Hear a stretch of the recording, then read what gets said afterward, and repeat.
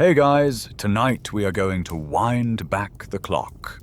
Past the Romans, past the pyramids, way past the dawn of agriculture, to a time when the map of the world looked very, very different.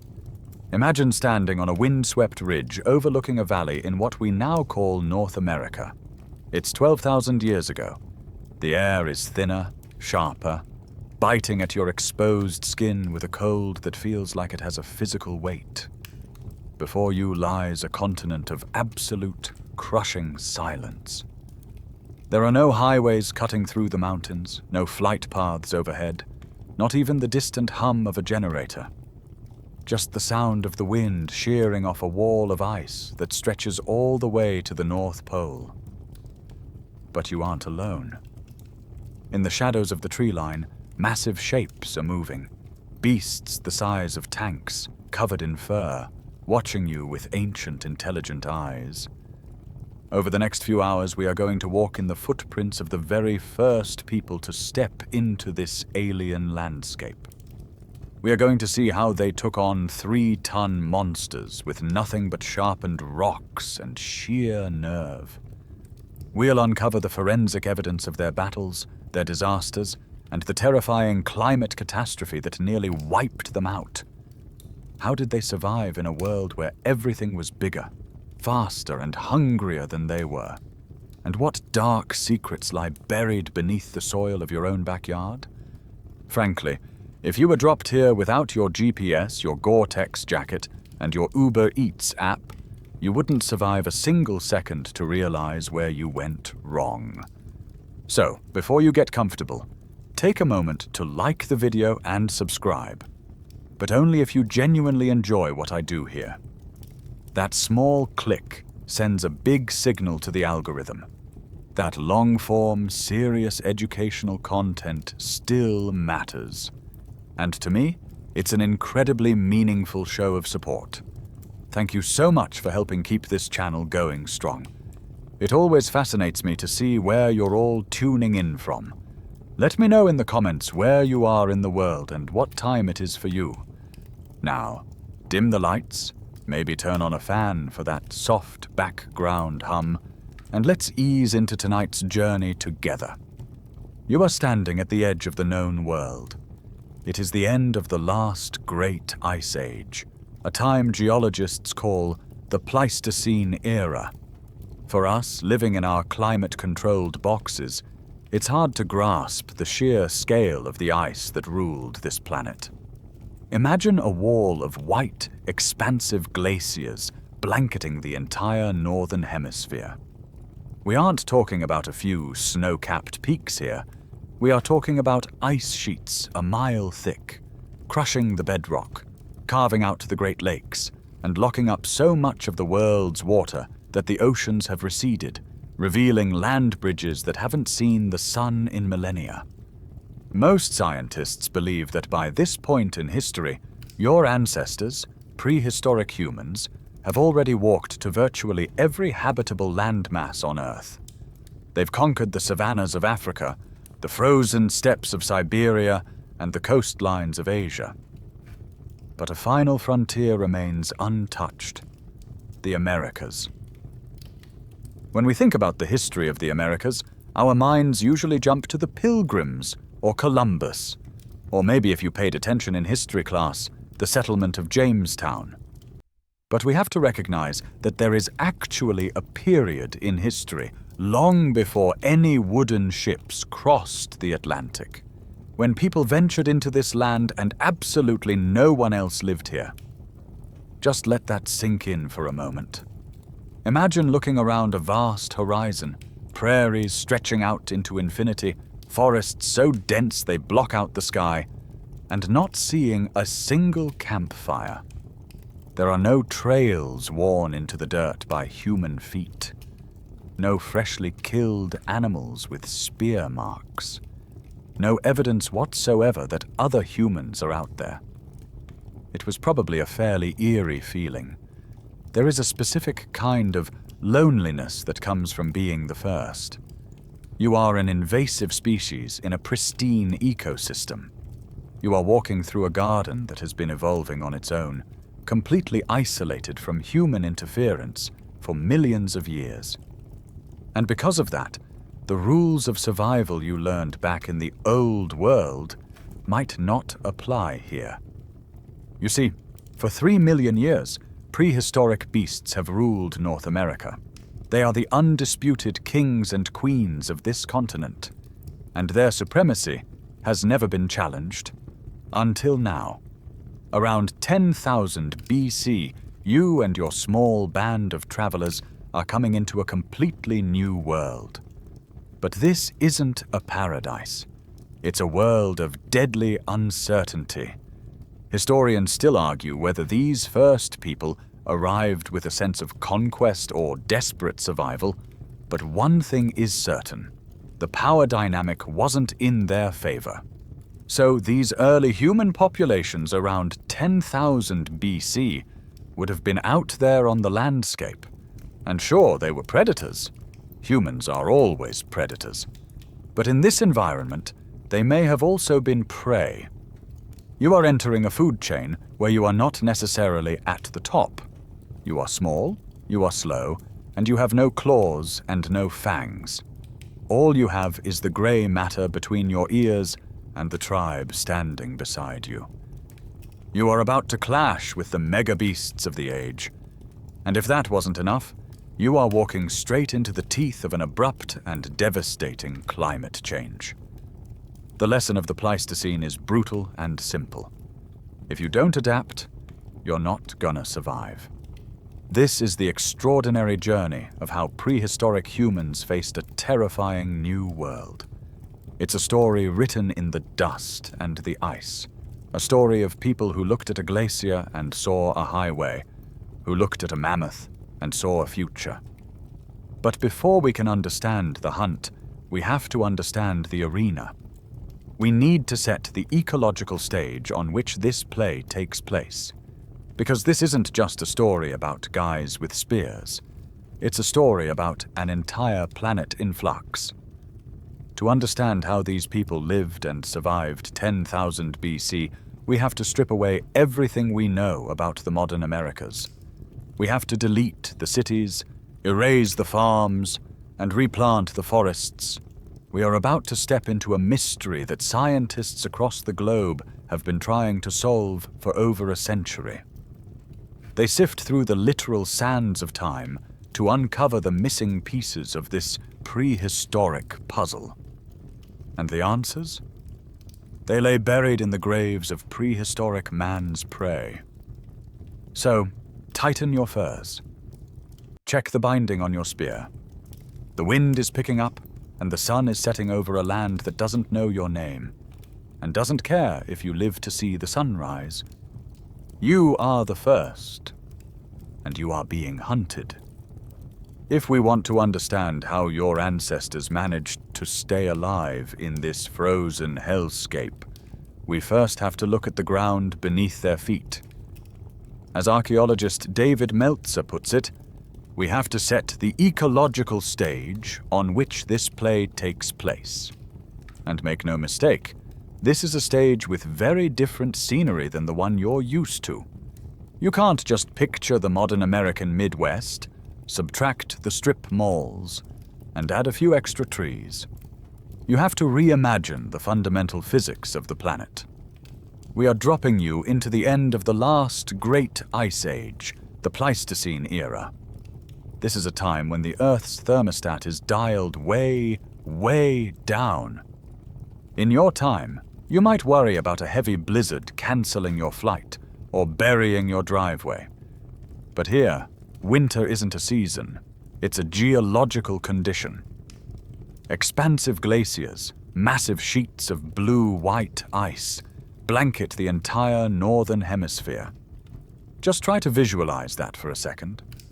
You are standing in what would eventually become Canada or the northern United States, but you wouldn't recognize it.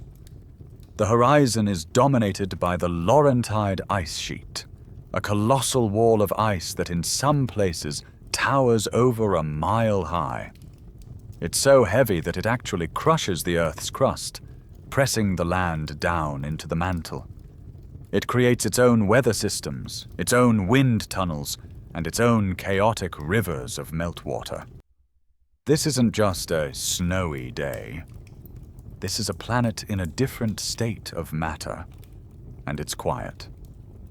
That's the first thing that would hit you. The silence. In our modern world, we are surrounded by a constant, low-frequency hum of combustion and electricity. But here, the soundtrack is stripped bare. Close your eyes and listen to the Pleistocene. You hear the hollow, rushing sound of the wind sweeping unchecked across thousands of miles of tundra. You hear the deep, resonant groan of the glaciers as they shift and crack, a sound like thunder coming from beneath the ground.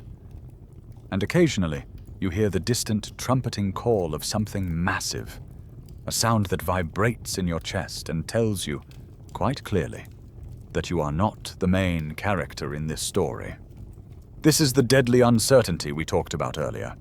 When you and your tribe step onto this continent around 10,000 BC, you are entering a completely new world. And the terrifying thing about a new world is that you don't know the rules yet. You don't know which plants will heal you and which will stop your heart. You don't know if that river is shallow enough to cross, or if the ice is thick enough to hold your weight. And most importantly, you don't know who or what is watching you from the ridgeline. We like to think of humans as the ultimate apex predators. We conquered the globe, right? We sit at the top of the food chain. But 12,000 years ago, that status was debatable. Sure, these early human populations were out there on the landscape as predators. They had spears, they had fire, they had tactics. But they were also prey. There is a visceral, primal fear in realizing that you are made of meat.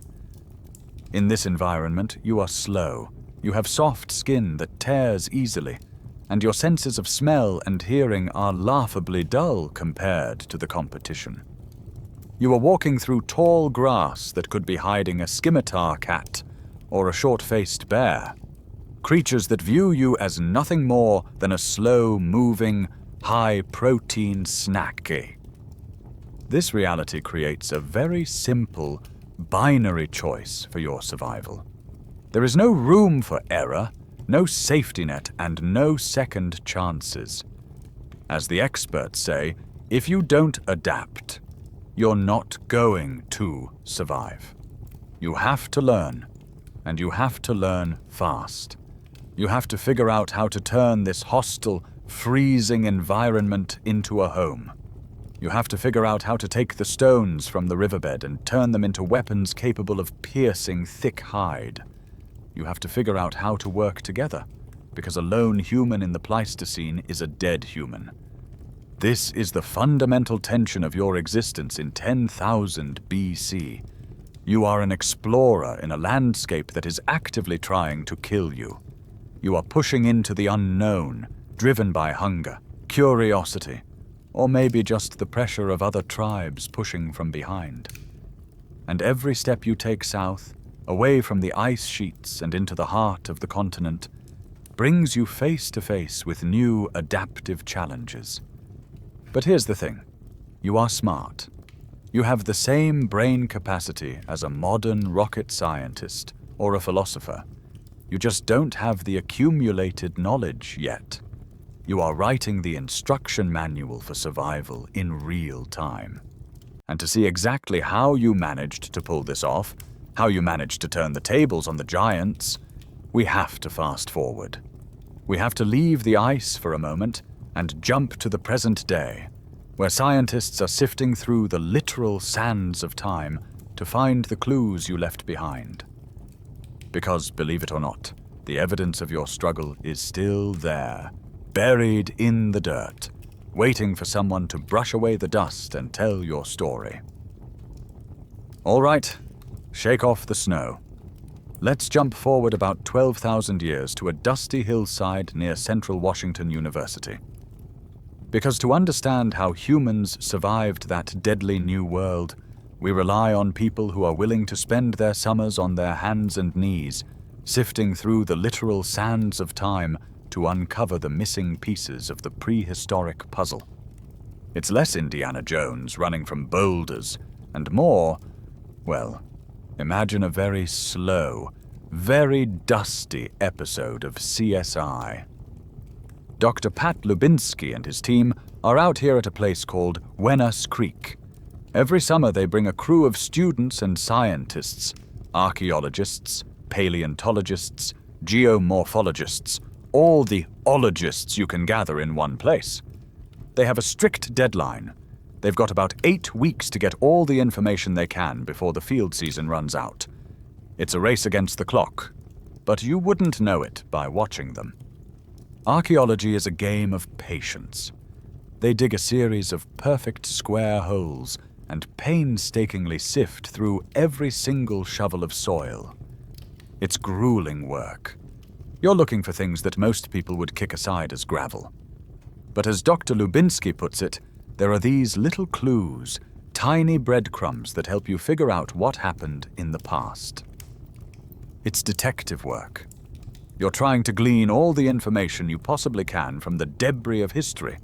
But the funny thing is, for all this careful, meticulous brushing and measuring, this specific site wasn't found by a scientist with a magnifying glass. It was found by a guy with a backhoe who was just trying to build a road. Flashback to 2005. A heavy equipment operator is excavating a private road near the creek. He's tearing up the earth, probably thinking about lunch, when suddenly the bucket strikes something hard. And not rock hard, bone hard. He climbs down to check it out and finds a massive chunk of bone sticking out of the ground. Now, when you find a bone the size of a tree trunk, your mind goes to one place: Jurassic Park. At first, he assumes he's unearthed part of a dinosaur. It's a reasonable guess.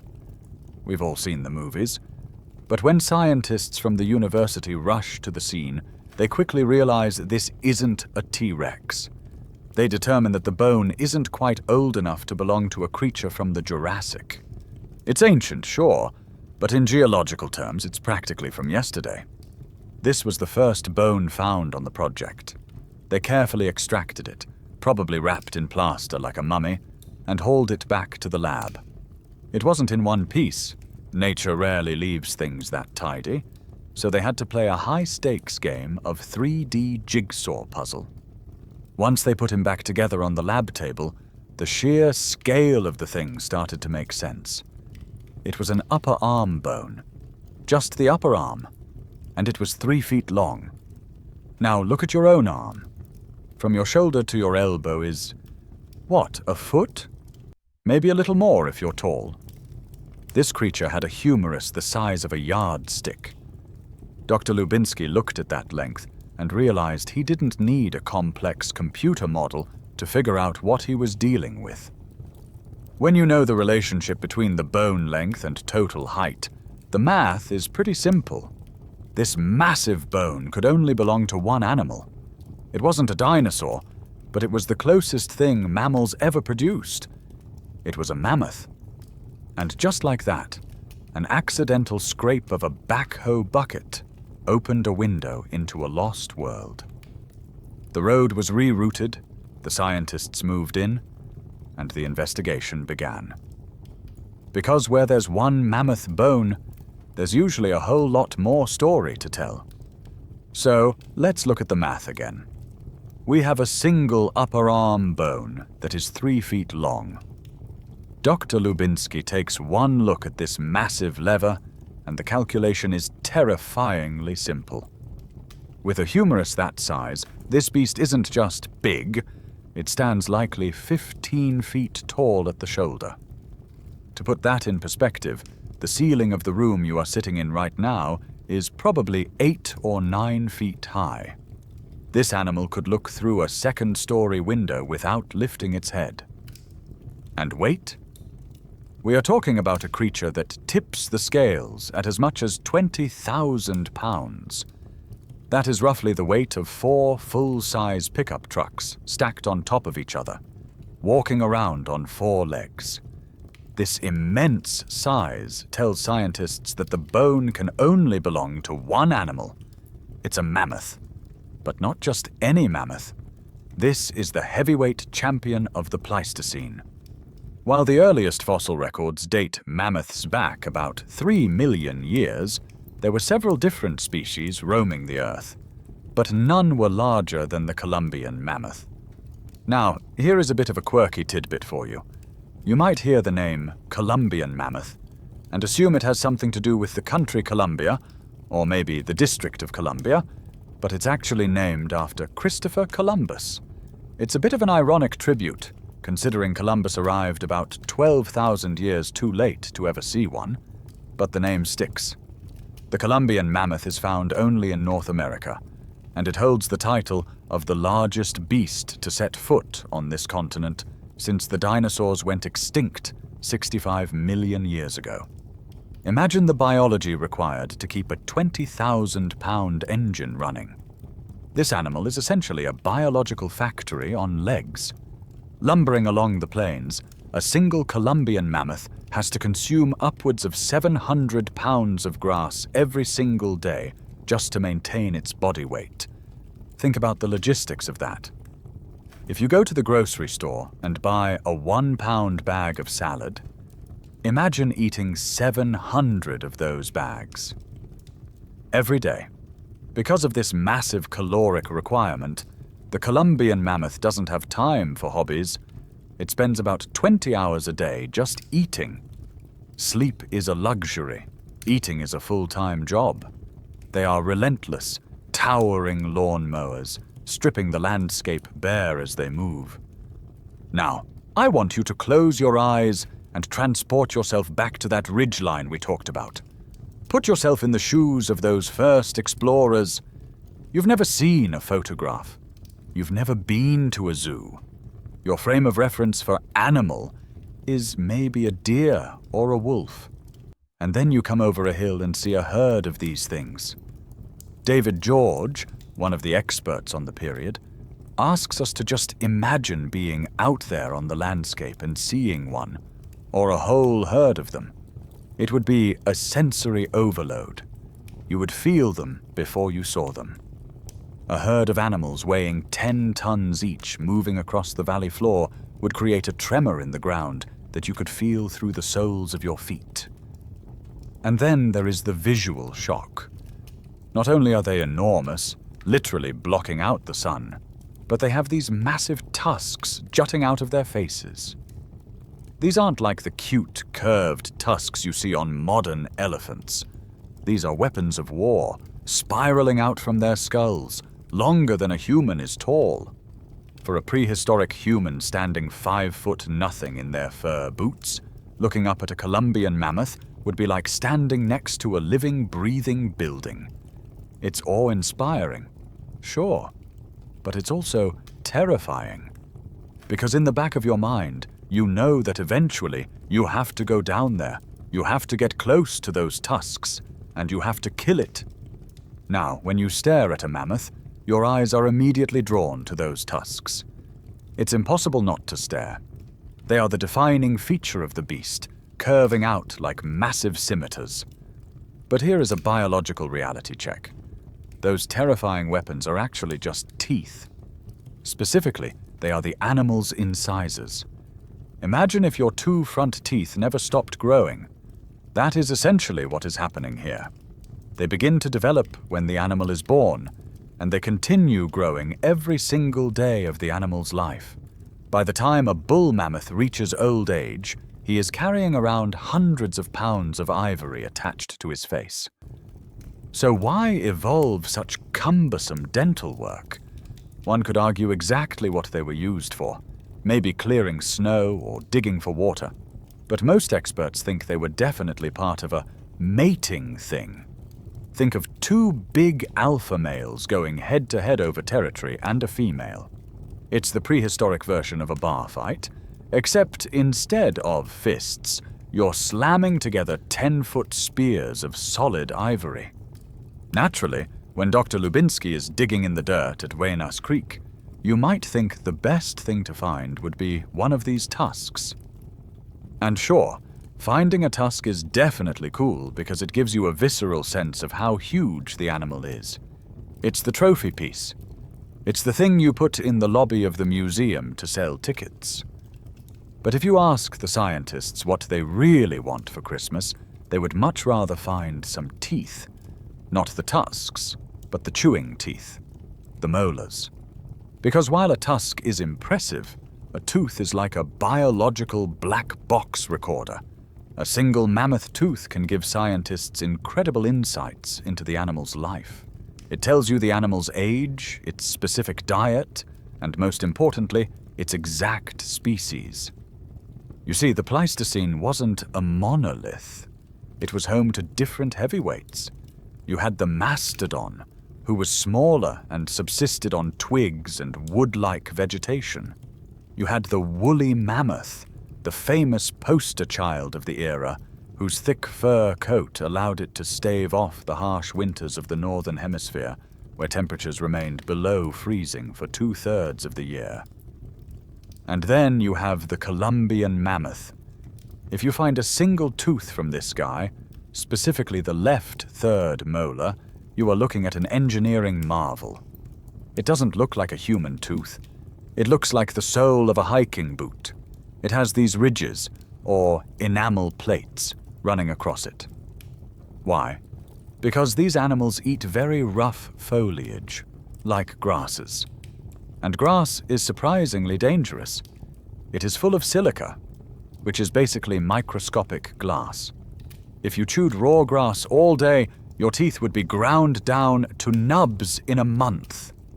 So the mammoth evolved this big, complex tooth to process tons of this abrasive food and maintain its life for 60 years or more. It's a grinding machine designed to turn the toughest prairie grass into fuel for a 10-ton engine.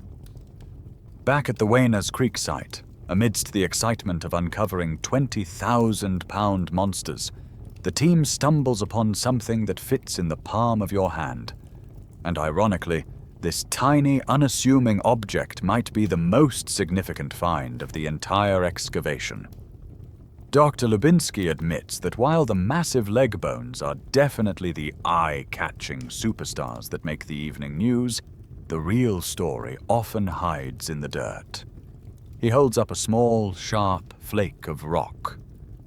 To the untrained eye, and let's be honest, to most of us, it looks like gravel. It looks like something you'd shake out of your boot after a hike.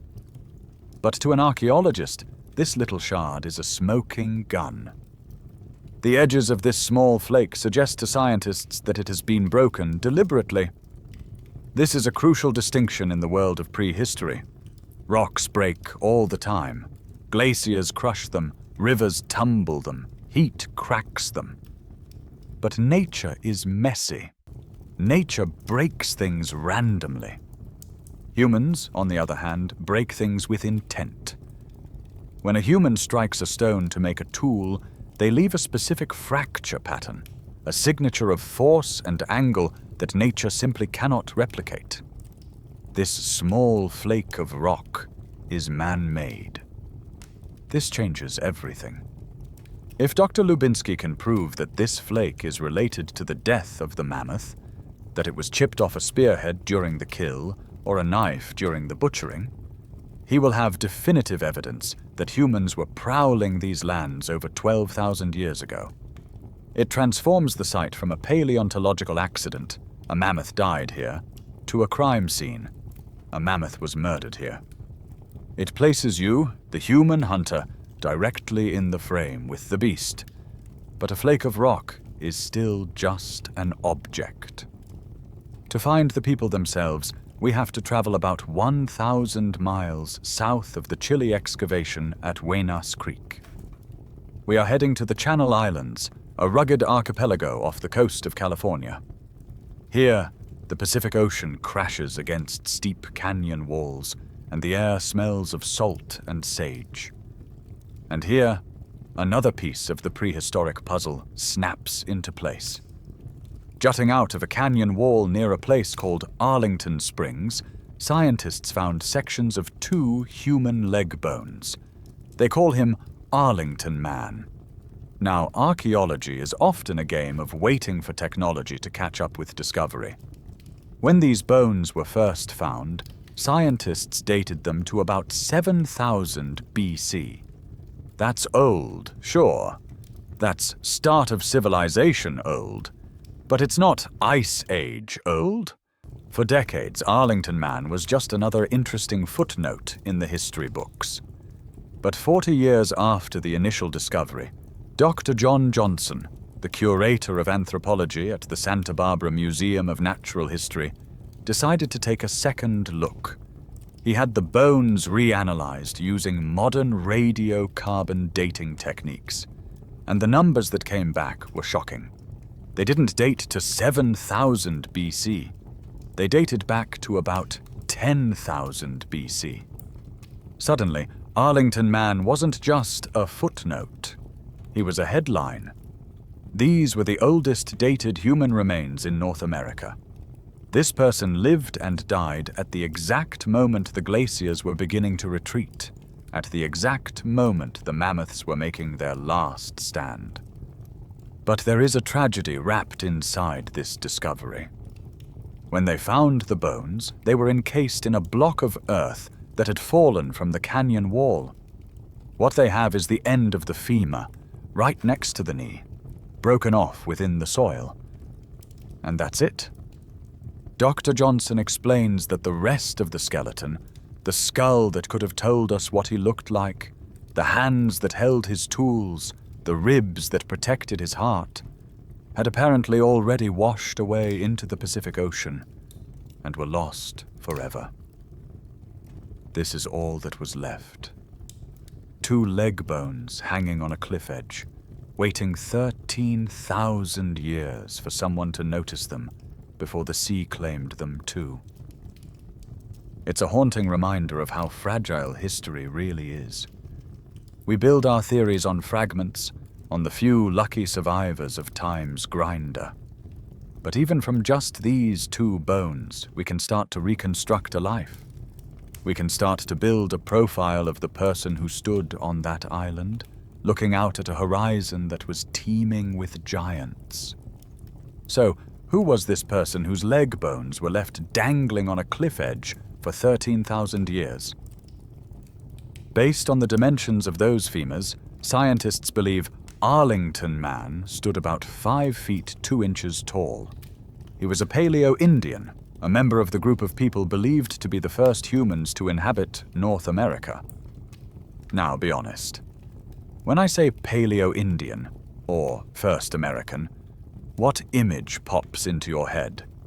For many of us, the default setting is still the cartoonish caveman.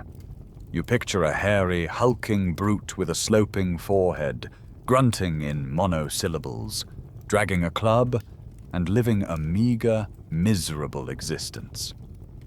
You might imagine them huddled in a dark cave, terrified of thunder, barely scraping by on raw meat and fear. We need to delete that image from your hard drive right now. It is completely wrong. We know for a fact that this certainly wasn't the case. These were fully modern humans. If you took Arlington Man, gave him a shave, a shower, and a pair of jeans, and dropped him into a Starbucks in downtown Seattle, no one would look twice. Biologically, they were us. They possessed the exact same cognitive and intellectual abilities that you and I have today. They had the same capacity for language, for art, for complex social bonding, and for strategic planning. To put it in tech terms, since we're all addicted to our screens, think of it like this. They had the same hardware we have. Their brain capacity, their processing power, their ability to run complex simulations in their heads. It was all top of the line, 100% Homo sapiens species. The only difference is the software. You and I are running on an operating system built on 12,000 years of accumulated updates. We have Google Maps. We have WebMD. We have the collective knowledge of billions of people who lived before us. Arlington Man? he was running the beta version. He didn't have the software because his people hadn't written it yet. He was staring at a landscape where every plant, every animal, and every weather pattern was a line of code he had to figure out from scratch. This makes their survival even more impressive. As archaeologist David Meltzer points out, these folks were intrepid explorers, but they were explorers in an environment that was fundamentally challenging. Imagine being dropped into a country where you don't speak the language, you don't have a map, and you don't know what the food looks like. Now add a glacier. Now add a saber-toothed cat. They are coming into a new landscape with which they are totally unfamiliar. The hierarchy of needs kicks in instantly. First, they have to find water. You can't just turn on a tap. You have to find a river that isn't frozen, or a spring that isn't guarded by a thirsty bear. Then they have to find food. And not just, is this edible, but will this kill me if I eat it? They had to divide the entire biological world into two categories, edible and inedible. And then there is the issue of technology. They have to find materials to make their shelter and their tools. You can't hunt a mammoth with a stick you picked up off the ground. You need specific types of stone, chert, obsidian, jasper, rocks that fracture in a predictable way to create a razor edge. Imagine wandering through a snowy forest, scanning the ground for a specific geological formation, knowing that if you don't find it, you can't make a spear, and if you can't make a spear, you don't eat. These were new adaptive challenges. Every day was a masterclass in problem solving. They were engineers, botanists, and zoologists by necessity. The fact that they survived at all is a testament not to their brute strength, but to their intellect. They were intrepid, yes, but they were also incredibly vulnerable. And in this unforgiving new world, the quickest way to solve the problem of hunger was often the most dangerous, hunting the giants. So you've got your tools, you've got your tribe, and you've got a brain that can process complex, abstract thoughts. But right now, that brain is screaming one thing at you loud and clear. You are hungry. In the brutal cold of the Pleistocene, hunger isn't just a feeling, it's a ticking clock. Your body is burning calories at an accelerated rate just to keep your core temperature from dropping. So, what's for dinner? Well, as a Paleo-Indian, you are technically a hunter-gatherer. You divide the biological world into two simple categories, edible and inedible. If it doesn't kill you, you eat it. You scour the landscape for berries, for tubers, for anything with a bit of starch or sugar. But let's be real. A handful of frozen berries isn't going to fuel a trek across a glacier. You need density. You need fat. You need protein. You need meat. And when you look out across the valley, you see the ultimate prize walking on 4 legs. But you don't just run down there screaming and waving a stick. That is a great way to get flattened. Taking down a Columbian mammoth isn't a brawl. It's a chess match. It begins days, maybe even weeks, before the first spear is thrown. It begins with stalking. You and your hunting party become ghosts. You move in the shadows, staying downwind, watching the herd with an intensity that borders on obsession. You aren't just looking for a target. You are studying them. You are building a database in your mind. This is where that modern brain we talked about really shines. You are analyzing their behavior patterns. You need to understand how they move across the landscape. Where do they graze when the sun is high? Where do they bed down when the storm fronts roll in? You have to ask yourself the questions that mean the difference between life and death. Where is the herd in the fall? Where do they go in the winter? You watch how they interact with each other. You look for the weak links, the stragglers, the young, or the old. You watch how they behave when competitors are around. When a pack of dire wolves tests the perimeter of the herd, do the mammoths scatter, or do they circle the wagons? When a short-faced bear lumbers out of the tree line, does the matriarch charge? You need to know these reactions by heart, because pretty soon you are going to be the one triggering them. Now, it's important to remember that you aren't going into this completely blind. By 10,000 BC, Homo sapiens have been hunting mammoths across the globe for at least 100,000 years. That is thousands of generations of accumulated knowledge. Your great-grandfather hunted them, and his great-grandfather before him. You have stories, songs, and oral traditions that act as a tactical guide. You know that these animals are smart. You know they are emotional, and you know they protect their own. But knowing the theory and standing in the field are two very different things. After all that time, bringing down a mammoth remains a daunting, terrifying task. Every single hunt is a roll of the dice. This brings us to the most critical concept in prehistoric survival: risk management. David Meltzer, one of the leading minds on this era, points out that when you go out on a hunt, your primary goal isn't just to it's to reduce risk. You are running a constant cost-benefit analysis in your head. First, you want to reduce the risk of coming home empty-handed. If you spend 3 days tracking a herd and fail, your tribe starves. That's a high cost, but there is a darker risk you have to calculate.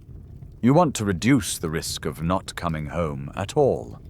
If you make a mistake, if you spook the herd too early, or get too close to a bull in must, you don't just lose lunch, you lose your life.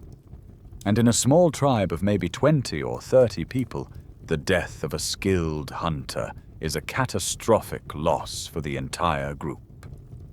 So you wait. You watch the breath of the giants steaming in the cold air. You feel the ground shake as they strip the bark off the trees. You wait for the perfect moment, the perfect terrain, the perfect mistake on their part. You are hungry, yes, but you are patient. Because you know that the moment you step out of cover, the study period is over, and the war begins. So, the waiting is over. You've studied the herd, you've checked the wind, and you've made your peace with the gods of the hunt. Now comes the moment of truth. And frankly, if you stop to think about the physics of what you are about to do, you would probably turn around and run back to Siberia. Just look at the tail of the tape. In the blue corner, you have a Columbian mammoth. It stands between 11 and 14 feet tall at the shoulder. It is a mountain of muscle, bone, and temper. In the red corner, you have you, a human. No guns, no high-powered rifles, no steel knives, no body armor, just a sharpened stone on the end of a stick and a whole lot of adrenaline. Taking on a creature of this magnitude with Stone Age technology isn't just a huge task, it borders on the suicidal. But the physical size of the mammoth is only half the problem. The other half is its brain. We tend to think of herbivores as passive, gentle giants. Big cows that just stand there chewing while you poke them. But scientists believe that if mammoths behaved anything like their modern African relatives, the elephant, they were incredibly tough critters to bring down. If you talk to modern African hunter-gatherers who live alongside elephants today, they will tell you something chilling. Elephants don't behave like animals. They behave like enemies. They are vindictive. They are strategic. They communicate. If you attack one, you aren't just fighting an animal. You are fighting a family. They will flank you. They will charge you. And they will remember you. So when your ancestors stepped out of the shadows to take on a mammoth, they weren't just hunting meat. They were declaring war on a highly intelligent adversary. So how do you win a war against a tank that can outthink you? You don't play fair. You use strategy, cunning, and guile. You cheat. The hunt rarely happens on the open plain, where the mammoth has the advantage of speed and maneuverability. Instead, you wait for the terrain to do the work for you. You shadow the herd until they move into a vulnerability zone. Maybe it's a narrow canyon where the walls restrict their movement, preventing the rest of the herd from forming a defensive phalanx around your target. Maybe it's a muddy bank near a spring or a water source, where those massive feet will sink into the muck, slowing the beast down and making escape impossible. Once the trap is sprung, you don't send in a champion to fight a duel. That's a good way to get a hero killed. Instead, the archaeological evidence suggests a much grittier reality. You gang up on it. Dr. Nicole Wegsbach notes that at mammoth kill sites, we frequently see multiple projectile points embedded in a single animal. This implies a coordinated mob-style hit.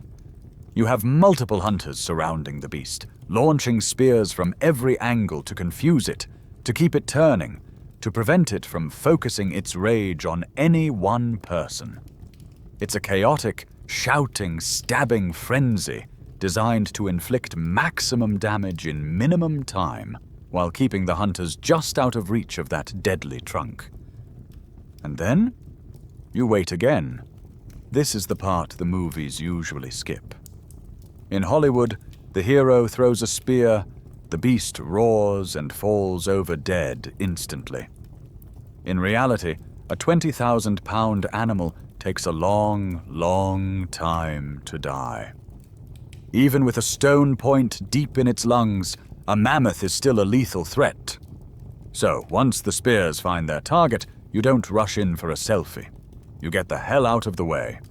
You back off and allow the mammoth to thrash around. You let the blood loss and the exhaustion do the heavy lifting for you.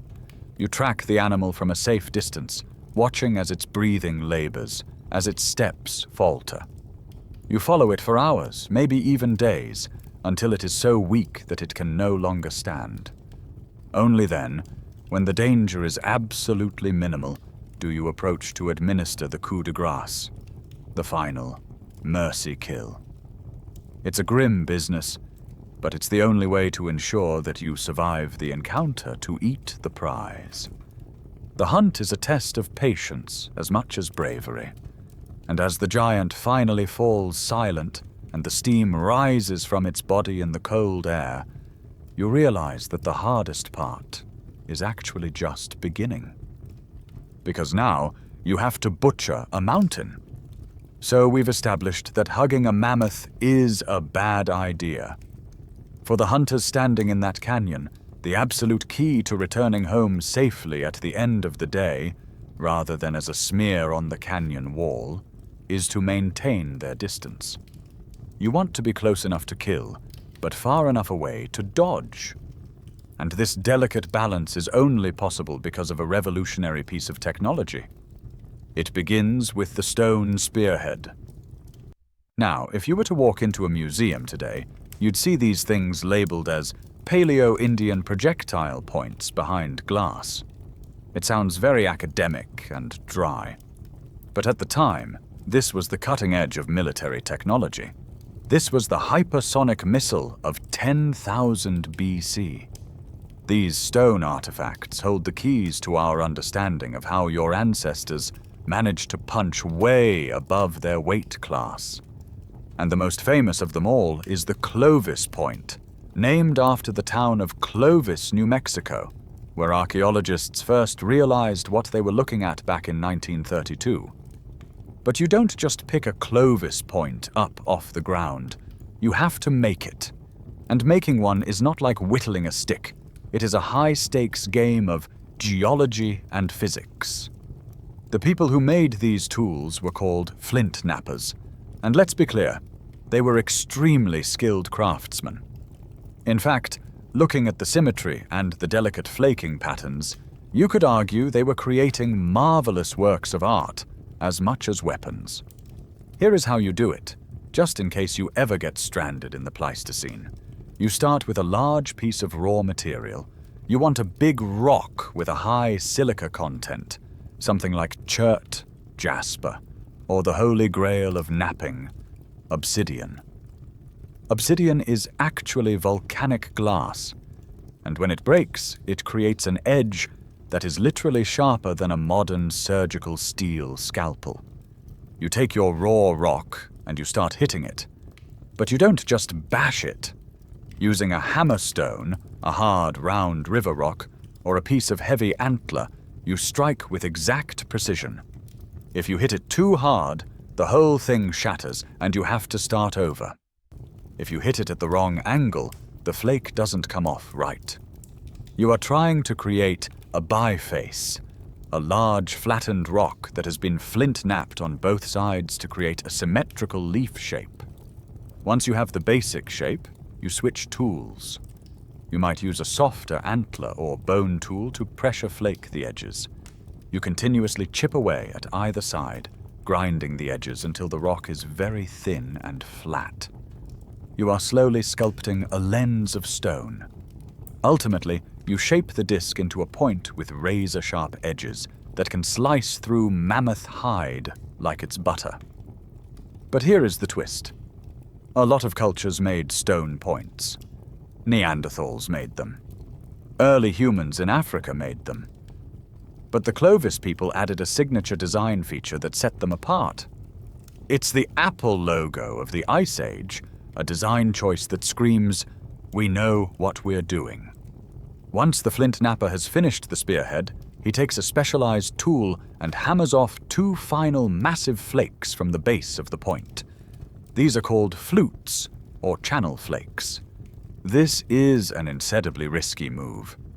You have just spent hours carefully shaping this delicate stone point. Now, you are going to take a heavy swing at the base of it to drive a flake all the way up the center. If you mess this up, the point snaps in half, and you have just wasted your whole day. Historians still argue whether this was purely functional or a bit of a flex, a way for the napper to show off their supreme skill. The result is a channel, a groove that runs up the face of the point. And when we talk about the precision here, scientific analysis shows we are talking about extreme thinness, often around 4 millimeters in thickness. That is thinner than the smartphone in your pocket. So why take the risk? Why make the stone so dangerously thin? It's all about the interface.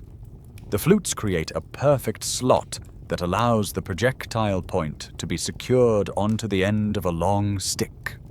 It allows you to wedge the wood of the spear shaft into the groove of the stone, creating a seamless aerodynamic connection. It's early engineering at its finest. With this technology, you aren't just throwing a rock. You are launching a precision-guided munition.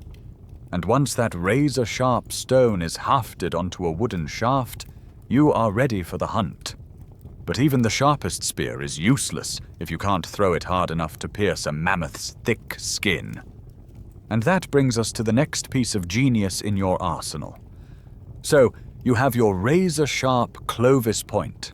You have hafted it onto a long, sturdy wooden shaft using sinew and maybe some pine pitch glue. You have a spear, but now you have a physics problem. You are standing about 30 yards away from a creature with skin as thick as a tire. You need to drive that stone point through the hair, through the tough hide, through the layer of fat, and deep into the vital organs. If you just wind up and throw that spear with your bare hand, you are limited by the mechanics of the human shoulder. Even if you are an Olympic-level javelin thrower, there is a limit to how much kinetic energy you can generate. And frankly, against a mammoth, a hand-thrown spear is likely to just bounce off and make the animal very, very angry. To bridge the gap between annoying poker and lethal weapon, you need a force multiplier. You need the prehistoric equivalent of a sniper rifle. You need the atlatl. The atlatl is a deceptively simple device that changed the course of human history. To the uninitiated, it looks like a stick. It is usually about a foot or two long, with a handle on one end and a small hook, or spur, on the other. That's it. It doesn't look like much. But in the hands of a skilled Paleo-Indian hunter, this piece of wood is a terrifying engine of destruction. Here is how it works. You hold the handle of the atlatl in your hand. You place the butt end of your spear against the spur at the back of the atlatl. Then, you lay the spear along the shaft of the thrower, pinching it in place with your fingers. When you throw, you don't just heave it. You perform a fluid, whipping motion. As your arm comes forward, you flick your wrist, snapping the atlatl forward. Mechanically, what you have just done is lengthened your arm by 2 feet. You have added an extra joint to your throwing lever. This extra length allows you to apply force to the spear for a much longer period of time during the throw. It turns your arm into a catapult. The results are staggering. With an atlatl, a hunter can launch a spear the length of a football field. We're talking 100 yards or more. But distance isn't the only advantage, it's the velocity. A spear thrown with an atlatl leaves the launcher at a speed of about 60 miles an hour. Think about that. That is highway speed. You are driving a heavy wooden shaft tipped with razor-sharp glass into a target at 60 miles per hour. That is enough kinetic energy to punch through the thickest hide and shatter bone. With the sophistication of the atlatl and the ability to create incredibly sharp stone spearheads, Paleo-Indians have successfully adapted to hunting mammoths as safely as possible. But the technology is only half the equation. The other half is the tactics. Remember, you aren't out there alone. You are with your squad. And taking down a mammoth requires perfect coordination. The way I think it went down, and the way many archaeologists reconstruct it, is that the hunters probably synced their attack. You don't want people throwing randomly. You want a volley. You want shock and awe. Imagine the scene. The herd is cornered in the canyon. The mammoth you've targeted is agitated, turning, smelling the danger. You and 10 other hunters step out from behind the rocks. You all raise your atlatls in unison. The mammoth freezes, eyes wide. There is a breath of silence, and then, on a silent signal, everyone launches together. 11 spears whistle through the air at 60 miles per hour. They strike the animal almost simultaneously. The psychological impact on the beast is just as devastating as the physical one. It's overwhelmed. It panics. It can't fight back against a swarm of hornets that strike from a distance it can't reach. Once the spears find their target, as we mentioned before, the humans would get out of the way. The atlatl allowed you to strike from outside the kill zone of the mammoth's trunk and tusks. You could deliver a lethal blow without ever being in grabbing range. This combination of advanced ballistics, the atlatl, and advanced materials science, the Clovis point, meant that for the first time in history, size didn't matter.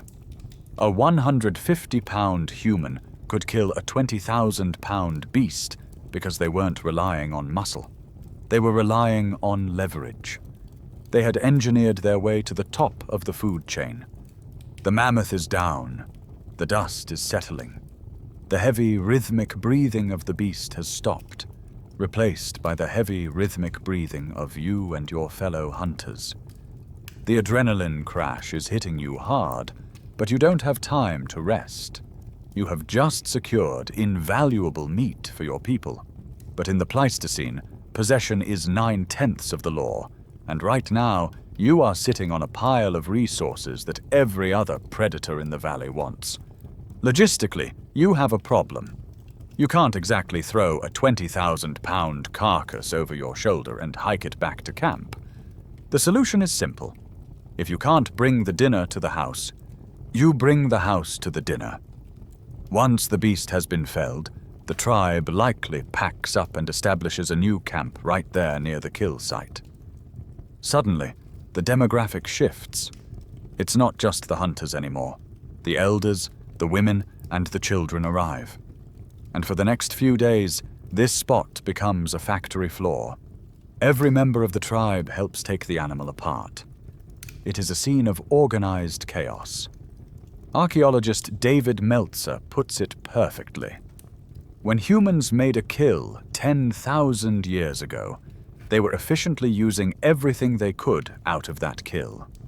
This is the ultimate zero-waste lifestyle, born not out of environmentalism, but out of desperate necessity. First, you strip the hides. These massive, heavy skins are worth their weight in gold. They will be scraped, tanned, and turned into robes to keep you from freezing to death in the glacial winter. They might become the walls of your next shelter. Then, you get to the meat. Thousands of pounds of it. You slice it into strips to dry, you roast it over fires, you gorge yourselves until your bellies ache because you don't know when the next kill will be. But you don't stop at the muscle. You go deeper. You take heavy stones and smash open the massive long bones, the femur, the humerus, to get to the prize inside. You pull out the marrow. It's a fatty, nutrient-dense paste that is basically an energy gel for prehistoric athletes. It's pure fuel. The bones themselves are saved to be crafted into needles, awls, and new weapons. The sinews are stripped to make bowstrings or lashings for your spears. There is an old saying about the slaughterhouses in Chicago using everything but the squeak of the pig. Well, scientists suspect Paleo-Indian peoples were using everything from the squeak to the tail. Nothing is wasted because everything is hard to get. But as you work, covered in blood and grease, the atmosphere changes. Even in the calm after the kill, danger lurks in the darkness. Butchering a mammoth isn't a clean process. It's visceral, it's messy, and above all, it stinks. You have just opened up a warm, iron-rich scent bomb in the middle of a frozen landscape, and the wind is carrying that invitation for miles. I would think every carnivore and scavenger within 100 miles is going to smell that stink and want to be part of that feast as well. You are ringing the dinner bell for the deadliest creatures on the continent.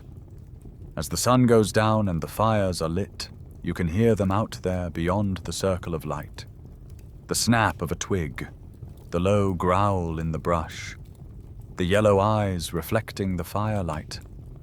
You have won the battle against the herbivore, but the war against the carnivores is just beginning. You have to eat fast, work fast, and sleep with one eye open. Because in 10,000 BC, you are never the only one at the table. Now, let's step away from the blood and the gore for a moment. Let's clean the grease off our hands and walk over to the fire.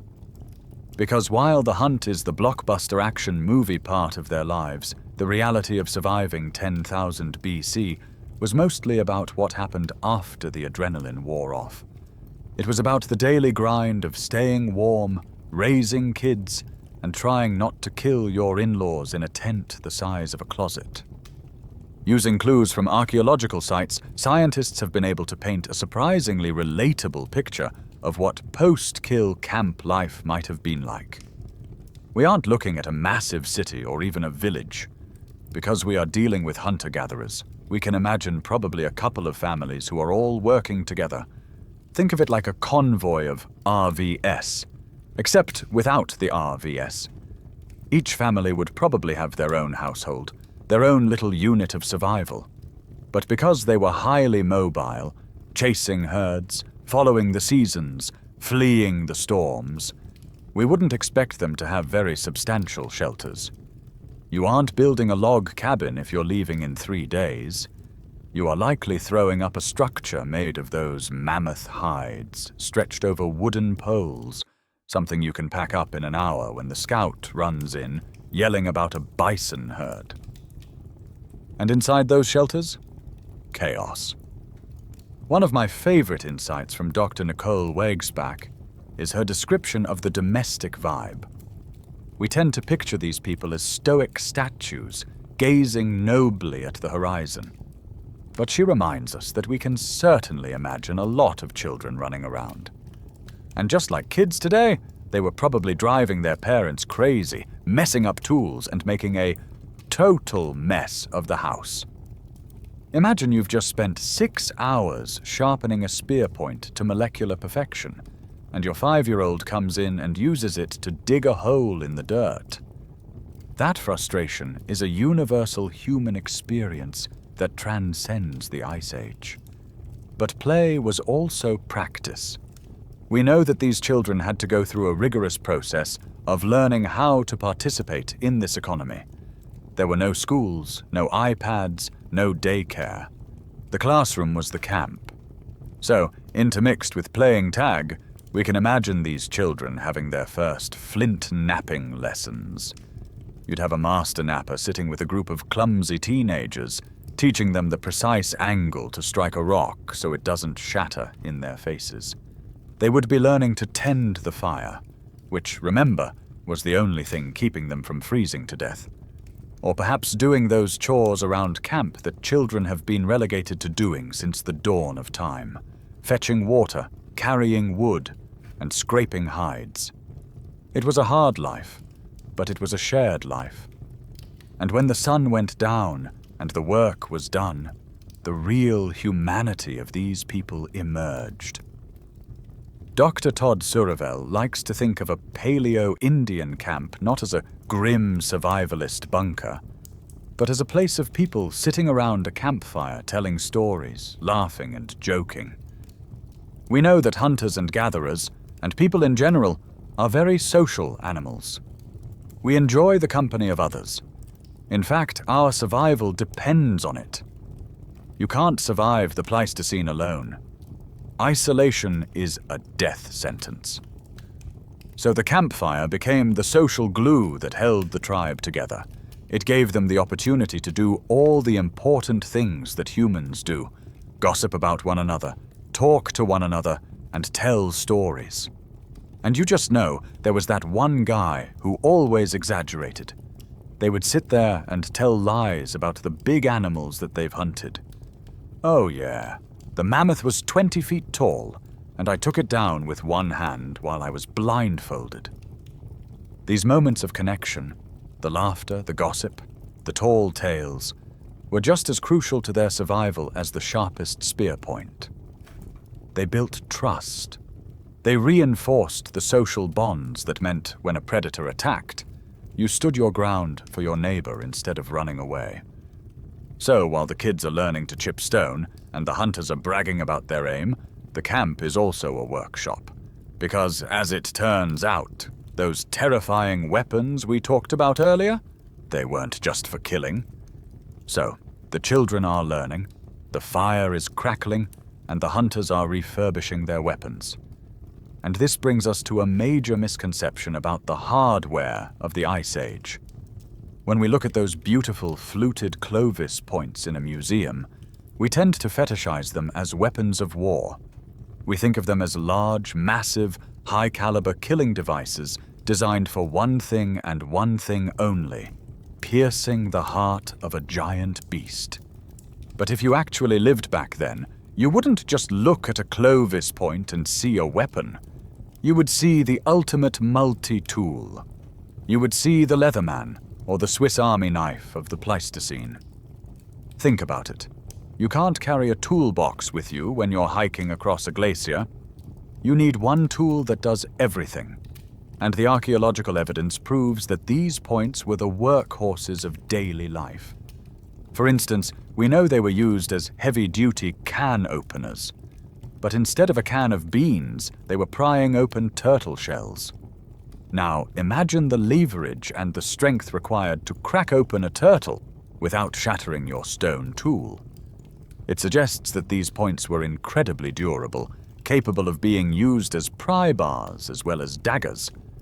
We also know that they have evidence of knife wear on the edges. This tells us that after the hunt, or maybe during the long days between hunts, these same points were used for harvesting plants.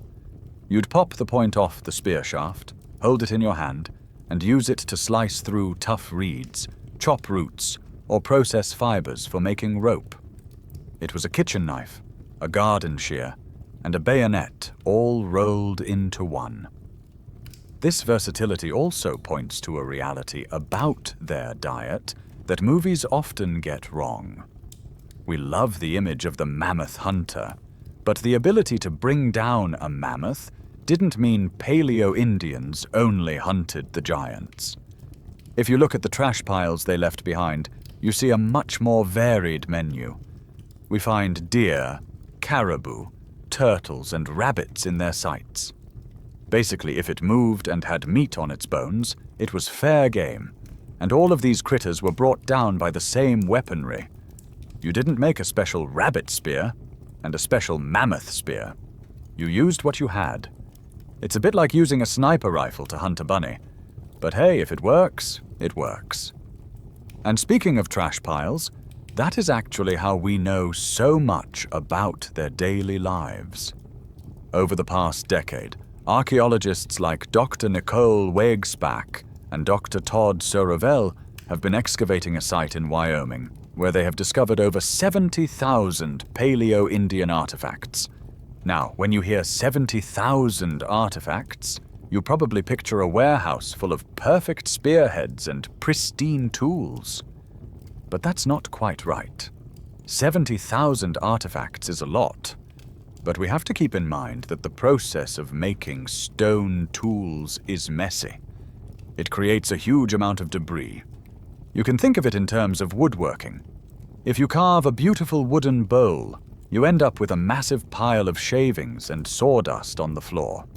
In archaeology, we call those stone shavings debitage.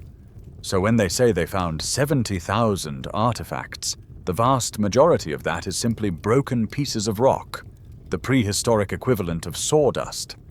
But to a scientist, this trash is gold. It considers this debris an artifact because it was humanly produced. It shows the process. It shows where someone sat, where they made a mistake, where they fixed a broken edge. It captures a moment in time, a Tuesday afternoon 12,000 years ago, where someone was just sitting there, chipping away at a rock, maybe chatting with their friend, making a big pile of sharp gravel. So, when you picture a Paleo-Indian camp, don't just picture the dramatic, heroic poses. Picture the mess. Picture the ground littered with sharp flakes of stone that would cut your bare feet to ribbons. Picture the turtle shells and rabbit bones scattered around the fire. Picture a life that was incredibly skilled, yes, but also grounded in the mundane, messy reality of survival. But no matter how relaxed the camp atmosphere may seem, no matter how domestic the scene of cooking turtles and chipping stone might be, there is always a tension in the air. Because in the Pleistocene, you are never truly safe. An unseen enemy lurks in the darkness. So, the fire is dying down. The laughter about the one that got away has faded into a low murmur. But while the camp settles in for the night, the guard duty begins.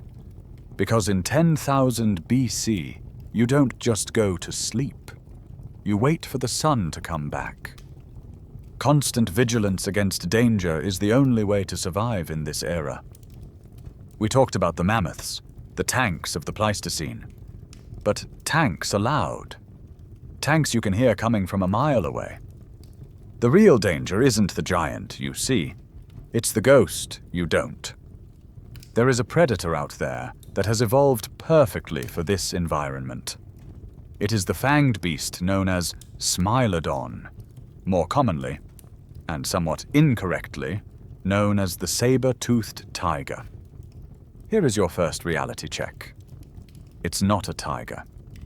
Tigers are striped, solitary hunters from Asia. Smilodon is something else entirely. It is the prehistoric ancestor of all big cats roaming the earth today, but it's built like a linebacker on steroids. Imagine a creature about the size of a modern-day African lion. But where a lion is lean and rangy, built for chasing down gazelles on the open savanna, Smilodon is built for the wrestling match. It has a heavy, thick chest, incredibly powerful front legs, and a short, bobbed tail. That short tail is a crucial scientific clue. In the cat world, a long tail is a rudder. It's used for balance when you're cornering at high speeds. Think of a cheetah turning on a dime. A short tail tells us that Smilodon wasn't running marathons. It wasn't chasing you across the plains. It was an ambush predator. It waited in the tall grass, silent and invisible, until you were just close enough for a single, explosive burst of violence. And then, of course, there are the weapons. You can't talk about Smilodon without talking about the sabers. We are talking about canines that are 7 inches long. Go to your kitchen and pull out a butcher knife. That is probably about 6 or 7 inches.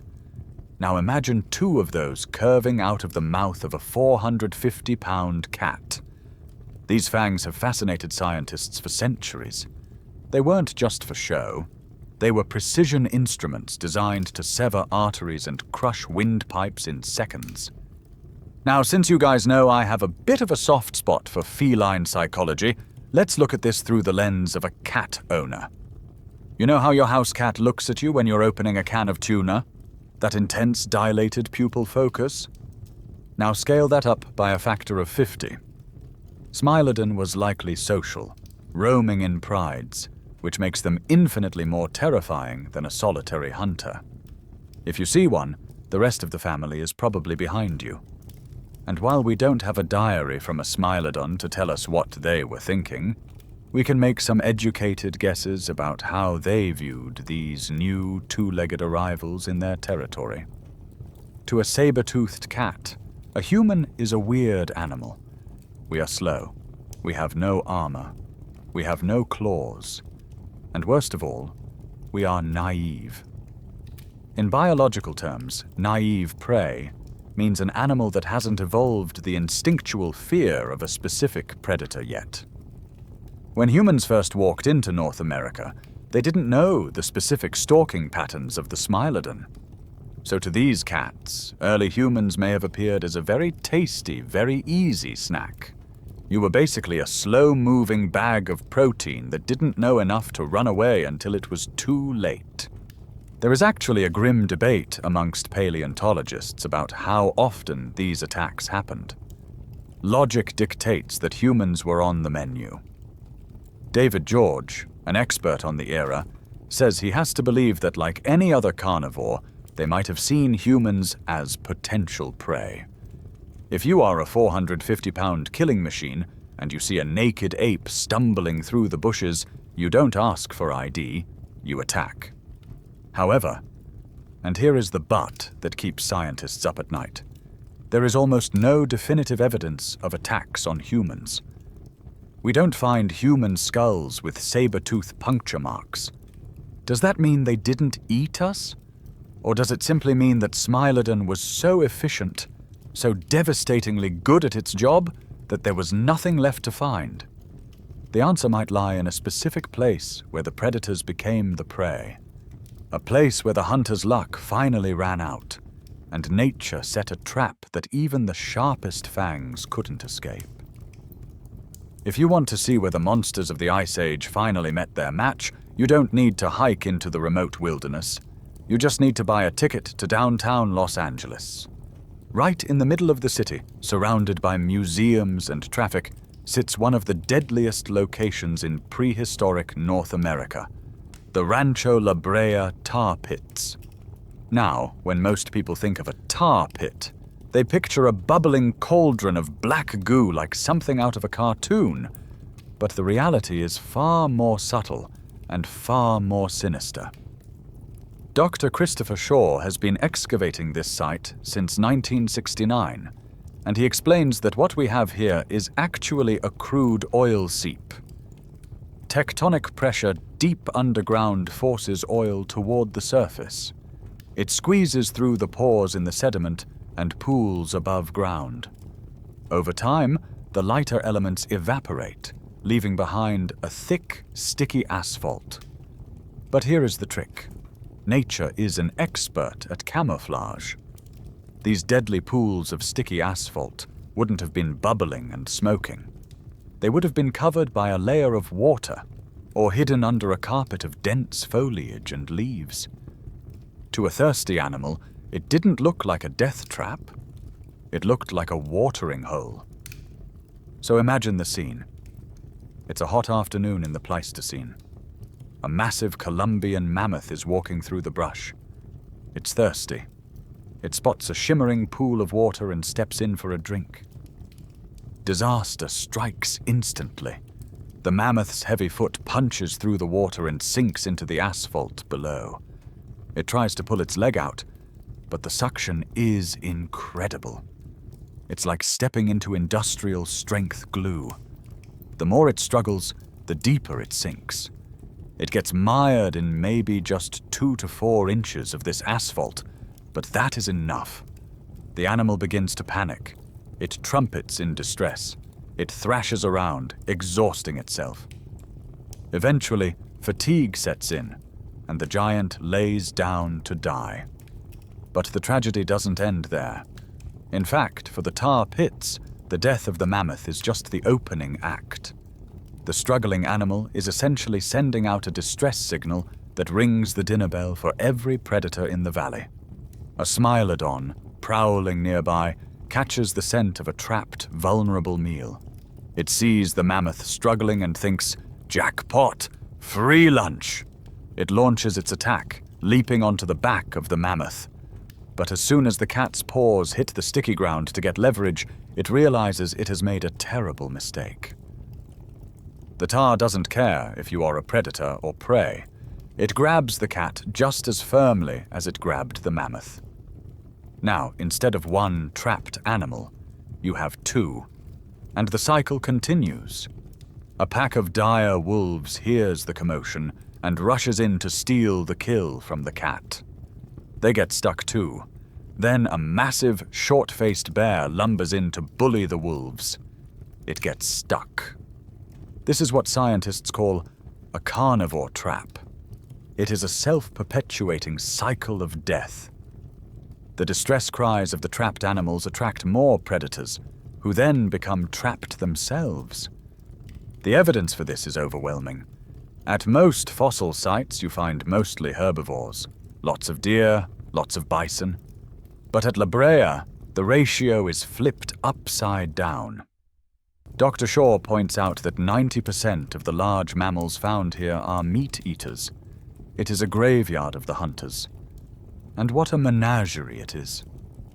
Thanks to the preservative properties of the oil, which seals the bones and prevents them from decaying, we have a pristine record of the nightmares that prowled California. We find the short-faced bear, a monster twice the size of a modern grizzly that could look you in the eye while standing on all fours. We find the giant ground sloth, a creature the size of a small car. We find the western camel, which actually evolved here in the Americas before migrating to the Middle East. And we find the dire wolf, the pack hunter that regularly took down prey much larger than itself. But for all the thousands of bones pulled from the asphalt, the saber teeth, the massive bear skulls, the wolf jaws, there is one creature that is conspicuously absent. We rarely find humans. Dr. David George notes that while the tar pits are incredible for understanding animals, they can't tell us exactly how the cats dealt with humans. But the absence of human remains in the tar suggests something important about our ancestors. Maybe they were smart enough to recognize the trap. Maybe they saw the struggling mammoth and the dying cat and thought, "You know what? I think I'll skip this meal." It's a testament to the caution that kept our species alive. While the biggest, strongest, and fiercest animals on the continent were blindly rushing into the black, sticky jaws of the earth, humans were standing back, watching and learning. We survived not because we were strong enough to pull ourselves out of the tar, but because we were smart enough not to step in it in the first place. So we have pits full of saber-toothed cats. We have canyons full of mammoth bones. We have campsites littered with thousands of stone flakes. We know these people were here. We know they lived here, hunted here, and raised their families here for thousands of years. But there is a glaring, haunting hole in the archaeological record. Where are the people? If you were to gather every single human skeleton found in North America that is older than 10,000 years, you wouldn't need a museum to store them. You wouldn't even need a closet. As Dr. David Meltzer starkly puts it, you can literally count the number of skeletal remains on one hand, maybe with a couple of extra fingers. Think about that. Thousands of years of history, generations of families living and dying, and we have less than a dozen bodies to show for it. It is one of the most frustrating mysteries for scientists. But for you, the person living in 10,000 BC, it makes perfect sense. The reason we can't find your ancestors isn't because they were immortal. It's because of how they treated the dead. In our modern world, we are obsessed with preservation. We build hermetically sealed caskets, concrete vaults, and granite headstones. We try to freeze time. But in the Ice Age, you don't have that luxury. You don't have cemeteries as we understand them today. First, look at the logistics. You are a nomad. You are highly mobile.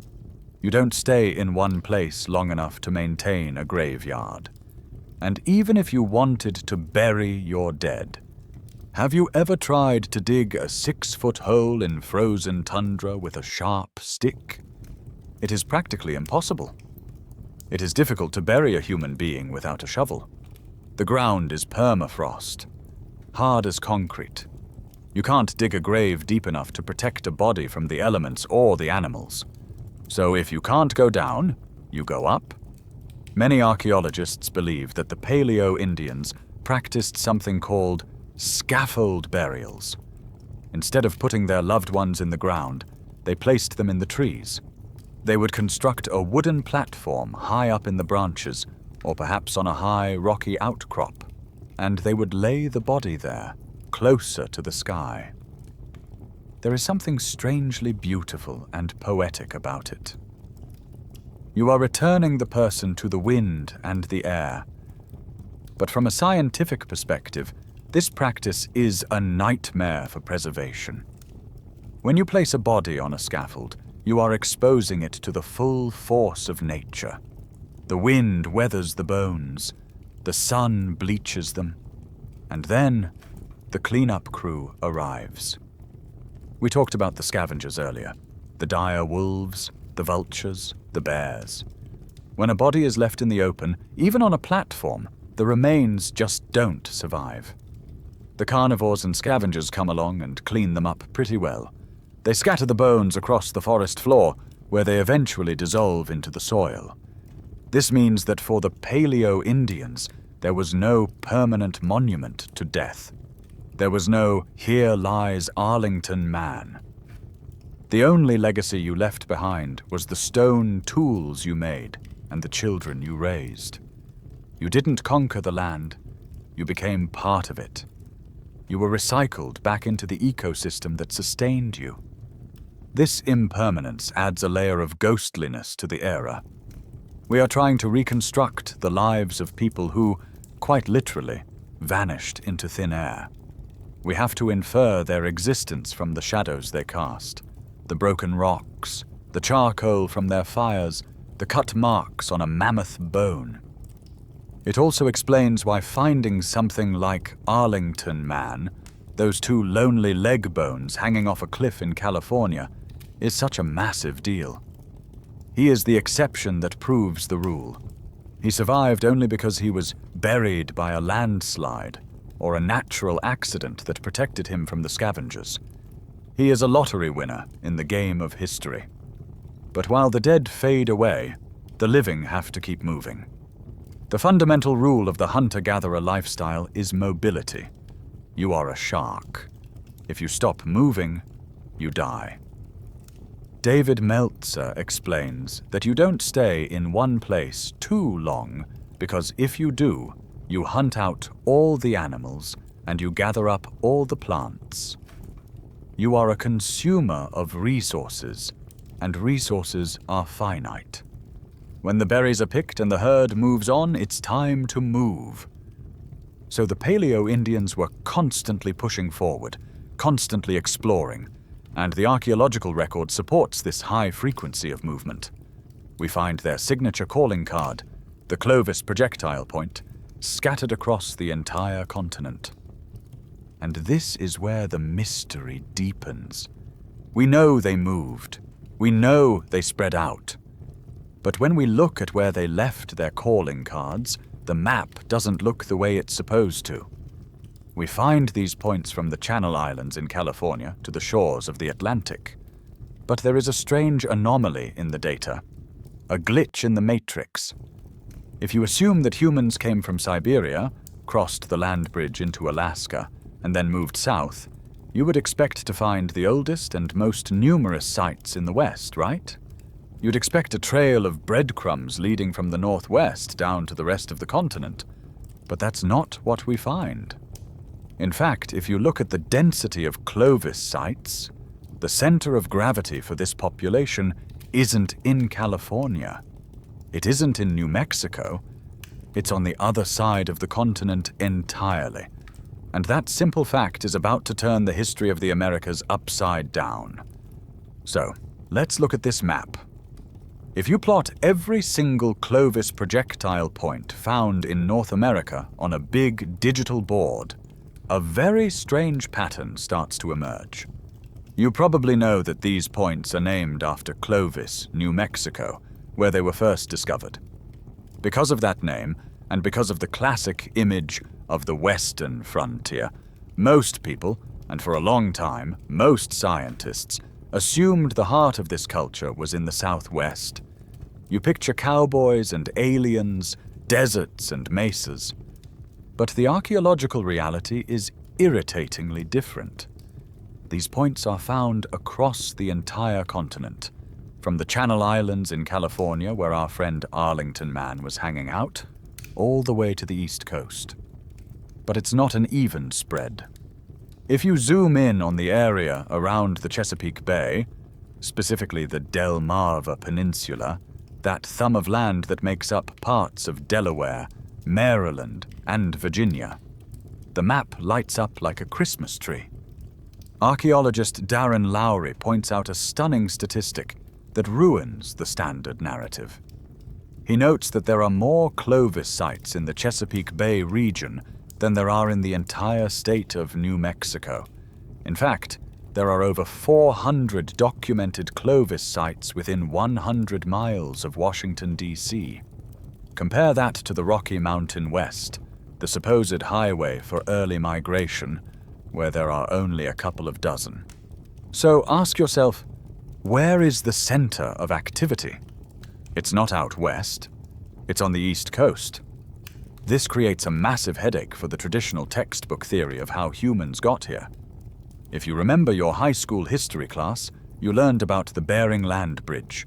The story goes that during the last ice age, sea levels were lower, exposing a bridge of land called Beringia, connecting Siberia to Alaska. Around 10,000 BC, as the planet started to warm up, the massive glaciers covering Canada began to melt. This created an ice-free corridor, a narrow, muddy path between the ice sheets that allowed humans to walk from Alaska down into the lower 48 states. It's a great story. It makes geographic sense. It explains the Asian DNA markers.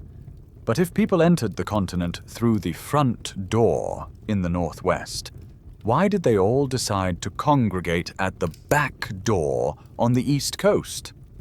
Imagine you are moving into a new house.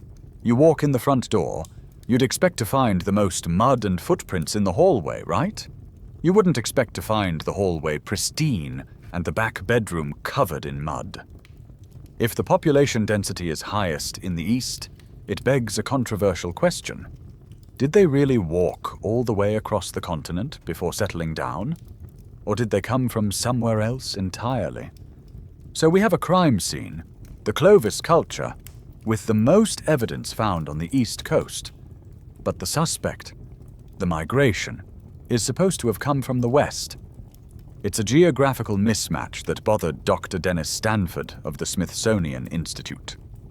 He looked at the map, scratched his head, and decided that if the textbooks said the ancestors of these people came from Siberia, he was going to go to Siberia and find the proof. In the 1980s, Dr. Stanford packed his bags and traveled to the frozen heart of Russia.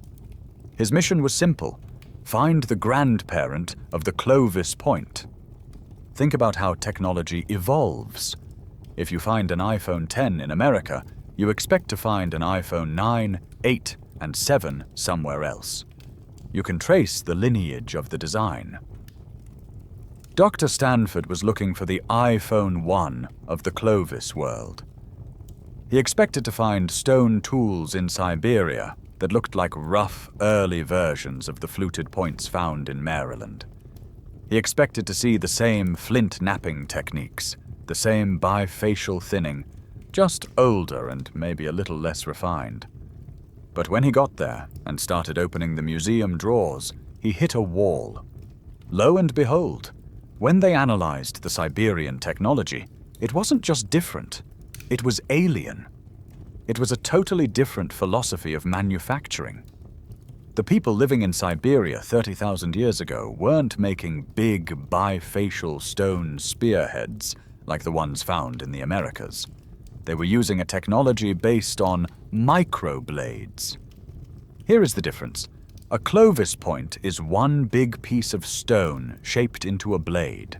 A microblade system is like a composite material. The Siberians would take a piece of bone or antler, maybe a long rib, and carve a slot down the side. Then they would knap incredibly small, razor-sharp shards of rock, microblades, and glue them into the slot.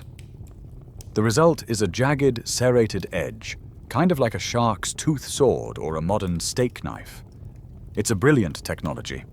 It's lightweight, it's easy to repair. If one tooth breaks, you just glue in a new one, and it conserves stone.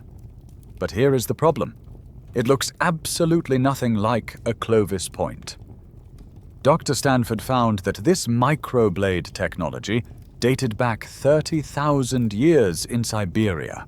And importantly, it didn't seem to evolve into the fluted point technology found in North America. There was no missing link. There was no transitional tool that looked like a half microblade, half Clovis point. It was a dead end. This was a massive shock to the system. For decades, the Bering Strait theory was the gospel of archaeology. It was the only allowed explanation. But here was one of the leading experts in the field standing in Siberia, holding the evidence, and realizing that the pieces didn't fit. As he put it, they didn't see anything that they could consider ancestral to Clovis. So, Dr. Stanford was left with two possibilities. Possibility number one. The Clovis point was a completely independent invention. The first Americans arrived with their microblades, decided they hated them, threw them all away, and spontaneously invented a totally new way of making weapons that just happened to be incredibly sophisticated right out of the gate. It's possible. Humans are creative, but usually technology evolves in steps. It doesn't just appear out of thin air. Possibility number two. The ancestors of the Clovis people and their technology didn't come from Siberia at all. Maybe Clovis has a different origin. If you can't find the parents of the Clovis point in Asia, you have to look elsewhere. You have to spin the globe. And when Dr. Stanford looked away from the west and turned his gaze to the east, across the terrifying expanse of the Atlantic Ocean, he found a tool that didn't just look similar. It looked like a twin. So imagine you are Dr. Stanford. You are standing in the Smithsonian, holding a Clovis point, the quintessential American weapon.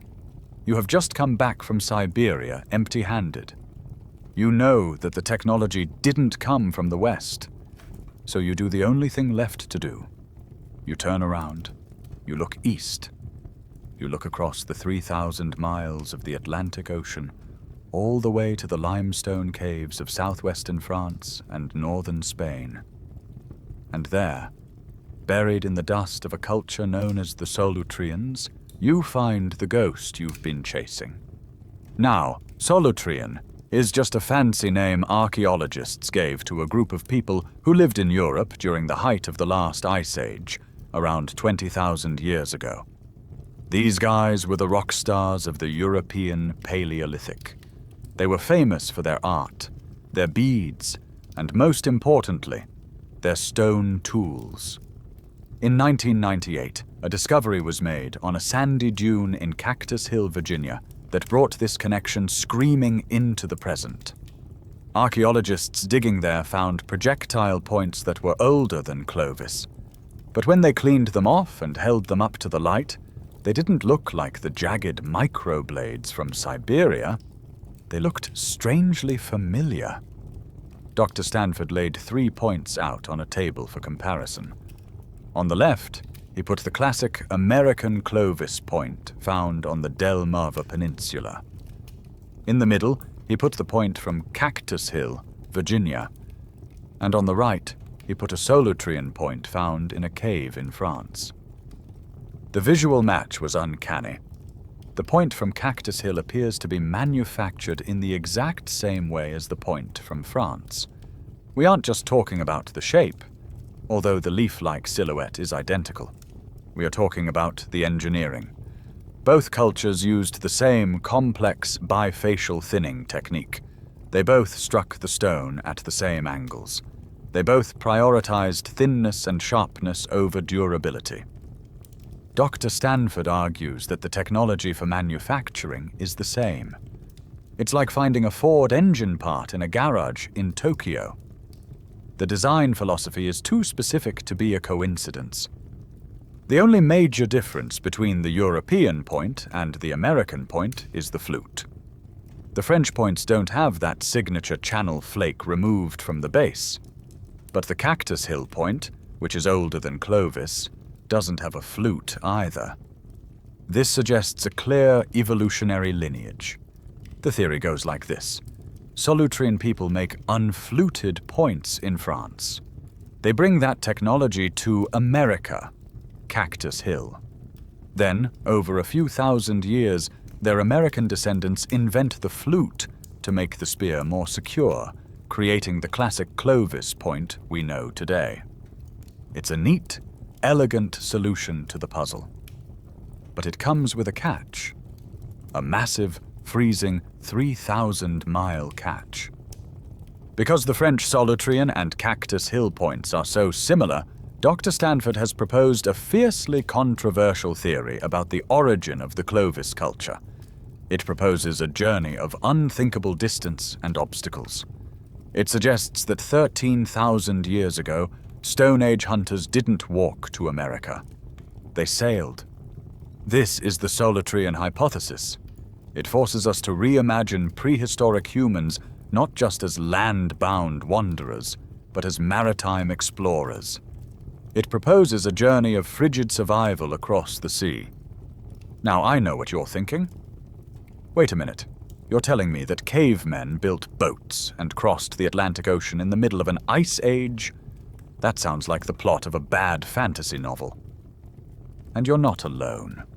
Most of the scientific community looked at this theory and said, absolutely not. The Atlantic is a graveyard. It sinks steel ships. It has hurricanes, rogue waves, and freezing temperatures. The The idea that a guy in a skin boat could paddle from France to Virginia seems laughable. But Dr. Stanford argues that we are looking at the map wrong. We are looking at the Atlantic as it is today, a vast, open, liquid barrier. But 13,000 years ago, the North Atlantic wasn't an open ocean. It was something else entirely. It was a bridge. To understand how a Stone Age Frenchman could end up in Virginia, you have to redraw your mental map of the world. Forget the blue expanse of the Atlantic Ocean as you know it. We need to look at the bathymetry, the ocean floor. Around 10,000 BC, sea levels are significantly lower than they are today. We're talking hundreds of feet lower because all that water is locked up in the glaciers. This changes the geography of Europe dramatically. The English Channel doesn't exist. England and France are connected, creating a massive peninsula jutting out into the North Atlantic. It is the height of the Ice Age, and the ice advances all the way to the edge of this prehistoric peninsula. So, if you walked to the coast of France back then, you wouldn't see a sandy beach with tourists. You would see a solid white wall of sea ice extending west as far as the eye could see. This wasn't just winter ice. This was a permanent shelf, a frozen extension of the continent that bridged the gap between Europe and North America. Dr. Stanford believes that humans could have followed this ice all the way across. But why would they? Why leave the safety of the caves for a frozen hellscape? The answer is painted on the walls of those very caves. Dr. Stanford points out that the Paleolithic people of Europe were incredible artists. We've all seen the paintings of bison and horses. But if you look closer, hidden in the shadows of caves near Marseille, you see something else. You see seals. You see walrus. And most shockingly, you see deep-sea fish. Now think about that for a second. You don't catch a deep-sea fish like a halibut or a tuna by throwing a line off the beach. These are pelagic species. They live in the deep, cold water miles offshore. Finding their bones in a cave and their images on the walls tells us something profound about these people. They weren't just landlubbers. They were mariners. This evidence suggests that the Solutreans had already mastered the art of the ocean. They had boats. And once you have boats, Dr. Stanford argues, you change the whole dynamic of human movement. Oceans, rivers, and lakes are no longer barriers. They are highways. You can move quite rapidly across water if you have the skills and the necessary equipment. But sailing across the open Atlantic still sounds suicidal, right? Well, here is the genius of the ice bridge theory. They weren't sailing across the open ocean. They were hugging the edge. Dr. Stanford describes a strategy where these hunters would survive by taking advantage of the ice along the shore. You can go for miles and miles out on the ocean ice, treating it like a solid extension of the land. It becomes a platform for hunting. The biology of the ice edge is incredibly rich. It's not a dead zone. It's a buffet. In the spring, algae blooms under the ice, attracting shrimp, which attract fish, which attract the real prize, seals. Seals are the perfect survival packet for the Arctic traveler. They provide meat for food, blubber for fuel, which is crucial when there are no trees for firewood, and skins for waterproofing. And they have a fatal flaw. They need to breathe. Seals chew little breathing holes up through the ice. A hunter just has to stand there and wait. So the theory goes that the Solutreans weren't trying to discover America. They were just following the seals. They would hunt along the edge of the ice from Europe, moving further and further west as the seasons changed. Dr. Stanford paints a picture of these guys hunting the edge of the ice, following the seals out from Europe, and getting out there south of Greenland. And then, all of a sudden, they realize they are following seals going the other direction. They didn't need to carry 3 months of food. The food was swimming underneath them. They didn't need to navigate by the stars. They just kept the ice on their right and the water on their left. It was a slow, generational drift across the top of the world, fueled by seal fat and driven by the simple need to find the next meal. And before they knew it, the white cliffs of Dover were a distant memory, and the strange green coastline of a new world was rising from the mist. So, you are standing on the edge of the ice shelf, looking west. You have a family to feed, and the seals are moving. You can't walk on water, and the ice is starting to break up as the season warms. To follow the food, you need a vehicle. Dr. Dennis Stanford suggests that the vessels these prehistoric explorers used were likely simple-framed wooden structures, but incredibly tough. Think of something like the umiak used by Inuit cultures today. You build a skeleton of driftwood, or perhaps bone, and then you stretch animal hides, walrus or seal skins, tightly over the frame to create the hull. These weren't solitary kayaks for a single lonely hunter. These were open boats capable of carrying 15 to 20 people. Imagine your entire extended family, plus your dogs, your tools, and your supplies, all piled into a leather boat bobbing in the North Atlantic. It sounds fragile, but skin boats are remarkably resilient. They flex with the waves instead of shattering. They can bounce off ice floes that would crush a rigid wooden hull. Once you push off from the European coast, the ocean ceases to be a barrier and becomes a highway. For Dr. Stanford, this is the key psychological shift. When you have a boat, you can move rapidly. You aren't hacking through dense forests or climbing over glaciers. You are gliding. But let's be real, it's still a terrifying commute. You are navigating through a world of white and blue. When the ice starts to melt in the summer, it becomes too dangerous to travel on foot. The ice breaks apart, creating fissures and leads that could swallow a person whole. So you hop in the boat. You paddle along the edge, hunting as you go. Survival out here requires a specific kind of fuel. There are no trees on the ice sheet. You can't stop to gather firewood. So, how do you stay warm? How do you cook your meat? You burn fat. You rely on the blubber of the seals you hunt. A seal oil lamp can burn for hours, providing a steady, hot flame that cooks your food and melts snow for drinking water. You are literally powering your journey with the animals you catch. As you drift further west, following the seal migration, something incredible happens. You pass the southern tip of Greenland. You navigate the icebergs of the Labrador Sea. And then you hit land. But not the mainland of North America. Not yet. Around 10,000 BC, the lower sea levels exposed massive islands that are completely submerged today. One of these was the Grand Banks off the coast of Nova Scotia. Today, the Grand Banks is a famous fishing ground under hundreds of feet of water.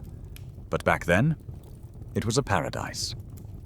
As you pull your skin boat onto the shore, you start running into trees for the first time in months.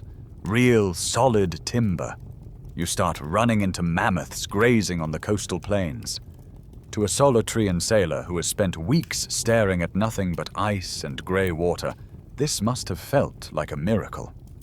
Dr. Stanford describes the reaction perfectly.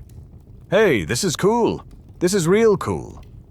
The environment is not much different than the one you left behind in northern Spain or southwestern France. It feels like home. You have food, you have wood, and you have safety. So you make a logical decision. It's fall anyway. We'll just stay here for the winter and go back next year. But maybe you don't go back. Maybe the hunting is too good. Maybe you keep moving south, exploring this new coastline, following the birds and the warmer weather. If you kept going, you would eventually drift down past New England and end up right in the Chesapeake Bay region. The total voyage would have been about 2,000 miles. That sounds like a lot, but in the context of migration, it's actually shorter than the distance from Siberia to the earliest Clovis sites in New Mexico.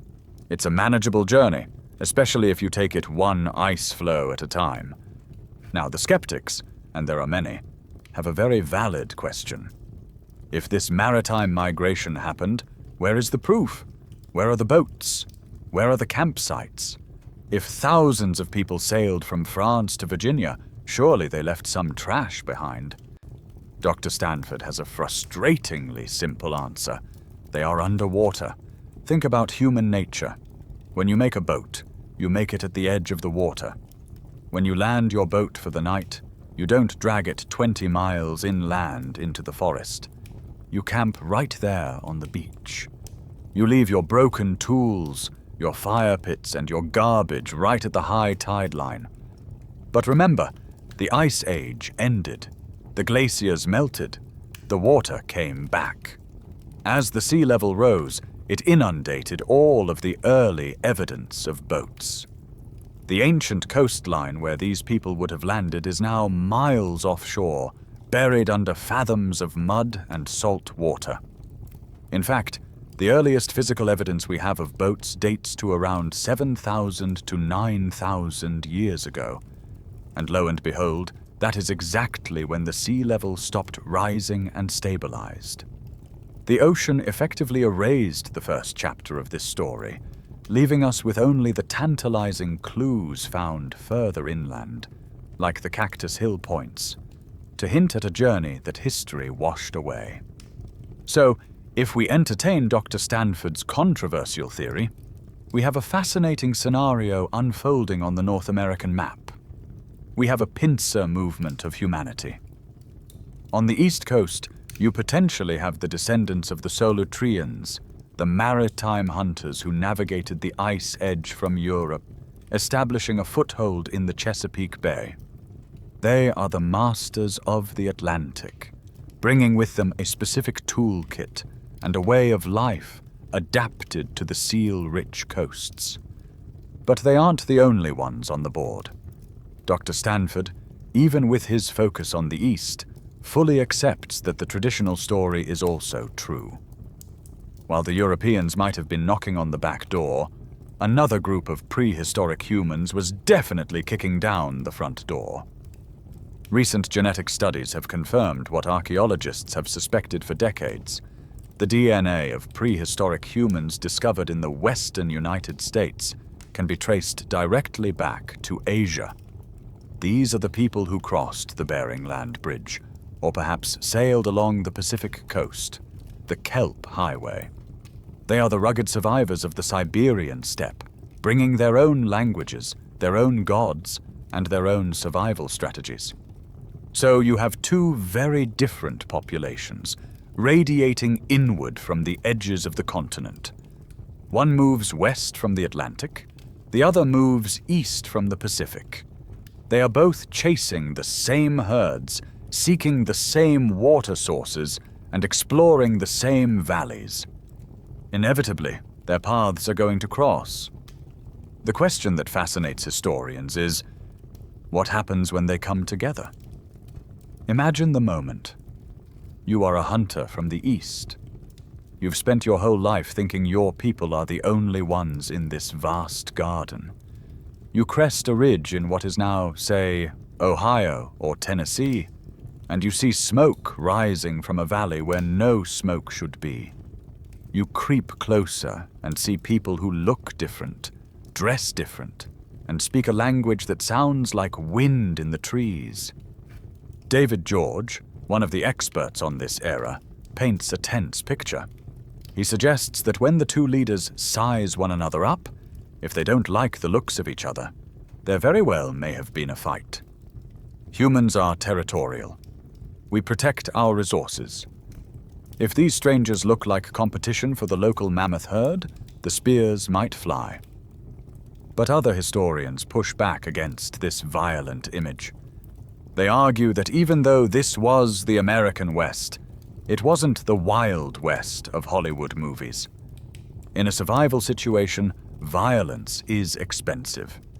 If you get into a fight and break your leg, you die. If you get a deep cut and it gets infected, you die. Engaging in warfare with a group of heavily armed mammoth hunters is a really, really bad way to stay alive. Instead, the logic of the Pleistocene dictates cooperation.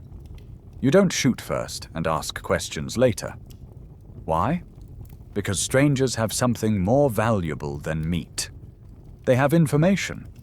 If you meet a group from the West, they can tell you what lies over the mountains. They can tell you where the flint quarries are. They can tell you where the bison migrate in the winter. They are a walking encyclopedia of the landscape you haven't explored yet. And there is an even more pressing biological imperative: finding a mate. If you live in a small band of 20 or 30 people, your dating pool is dangerously shallow. You are related to almost everyone you know. To avoid inbreeding, you need fresh genetic material. Strangers represent survival for your bloodline. As the experts point out, these other people might have children of marriageable age. So, instead of a battlefield, the meeting ground likely became a marketplace. Weapons were traded, stories were swapped, techniques for fluting stone points were shared and improved upon. The archaeological record supports this. We don't see mass graves or evidence of large-scale warfare until much, much later in history, when populations exploded and resources actually became scarce. In the emptiness of the Ice Age, people needed people. What likely happens is that the cultures combine. The distinct Asian style and the European style, if we accept the Solutrean Hypothesis, meld together. The result is something that isn't quite Siberian and isn't quite French. It is something entirely new. It is the birth of the Clovis culture as we know it, a uniquely American adaptation born from the fusion of the best survival strategies the world had to offer. But just as this new hybrid culture hits its stride, just as they are mastering the continent and spreading from coast to coast, the ground falls out from under them. The climate, which had been their ally in opening up the new world, is about to become their executioner. So, the stage is set. You have a thriving hybrid culture spreading across the continent. You have the best technology from the East and the West combined. Humans are winning. And then, quite suddenly, the movie reel snaps. If you go back to the Chesapeake Bay region today, the place that Dr. Stanford thinks was the Ellis Island of the Solutreans, you can see this interruption with your own eyes. Archaeologist Darren Lowry has spent years combing the shorelines of the Delmarva Peninsula. He walks the beaches where the tides erode the cliffs, peeling back the layers of history like the pages of a rotting book. And what he finds is terrifying in its simplicity. He finds plenty of evidence of the Clovis people. He finds their stone tools, their fire pits, the debris of their lives. But then, he hits a specific line in the dirt. Throughout the entire peninsula, all evidence of Paleo-Indian Clovis people vanishes above one particular layer in the soil. It's not a gradual fade. It's a hard stop. It's as if someone turned off the lights. This layer was laid down around 13,000 years ago, or roughly 10,000 BC. Below this line, the dirt is full of human activity. Above this line, silence. For some archaeologists, this soil profile points to exactly where and when prehistoric people lived, and when they stopped living. If you measure it out, from the current surface down to the bottom of this dark layer represents about 11,000 years of time. About 2 feet down, you find the Clovis folks living their lives 13,000 years ago. But the mystery that keeps scientists awake at night is what happened in between. There is a gap. From the moment the Clovis artifacts disappear at 13,000 years ago until the next sign of human habitation appears around 11,000 years ago, the archaeological record goes blank. That is a 2,000-year window where the Delmarva Peninsula, once a bustling hub of human migration, seems to have been completely abandoned. How do you explain this? Did they pack up and leave? Did they die out? Or did something happen to the land itself that made it impossible to survive? To find the answer, we have to look beyond the dirt and look at the sky. We have to turn back the clock to that specific moment around 10,000 BC. When we do, we discover something deadlier than any carnivorous predator. We discover a monster that doesn't have fangs, but can kill every living thing on the continent in the blink of an eye. It is one of the most mysterious and devastating abrupt climate phenomena in human history. Up until this point, the world had been getting warmer. The Ice Age was ending. The glaciers were retreating. Life was good. But then prehistoric humans came under siege. They were attacked by a climate change so intense and so fast that it defies our modern understanding of how weather works. Scientists call this event the Younger Dryas, named after a small, tough Arctic flower, the Dryas octopetala, that suddenly flourished during this time period because the world got so cold. And cold is an understatement. David Meltzer describes it as a sudden reversal of geological fortune. The world suddenly stopped getting warmer, and for a very brief moment in geological time, about 1,000 years, the ice re-advanced. Imagine you are living through this. One generation, you are enjoying mild summers and expanding forests. You are telling your grandkids about the old days, when the snow used to be deep. And then, within a matter of decades, maybe even a few years, the temperature plummets. Glacial conditions come roaring back. It was a shock to the system. It was a surprise to plants, animals, and probably people as well. The gentle warming trend that had allowed humans to populate the Americas didn't just stall. It crashed. But why? The Earth doesn't just decide to freeze over for no reason. Something had to trigger this global catastrophe. Something had to reach into the delicate machinery of the planet's climate and rip out the wiring. And to find the culprit, we have to travel north, way north, to the melting edge of the greatest glacier the world has ever seen. To understand how the world froze over in the blink of an eye, you first have to understand how the planet keeps itself warm. It turns out, Earth has a central heating system. It's not the sun, at least not directly. It's the ocean. Climatologist Dr. Peter Clark explains that the ocean is very efficient at carrying heat around the planet. Think of it like a giant liquid conveyor belt. It picks up massive amounts of heat in the low latitudes around the equator, where the sun is strongest. Then, as the ocean currents move northwards, think of the Gulf Stream, they carry that warm water with them, delivering heat to the northern hemisphere like a radiator pipe running through a cold house. But this conveyor belt relies on a very specific engine to keep moving. It runs on salt. As the warm water travels north, some of it evaporates into the air, but the salt stays behind. By the time the water gets to the North Atlantic, near Greenland and Iceland, it is significantly saltier than when it started. And here is the high school physics refresher. Salty water is dense. It's heavy. Because it is cold and salty, this water sinks to the bottom of the ocean. Once it hits the bottom, deep water currents carry it back south toward the equator, where it warms up, rises, and begins the cycle all over again. This sinking motion, this pump, is what drives the entire global climate system. It pulls warm air north and keeps places like England and North America from turning into freezers. But Dr. Clark warns that this system is fragile.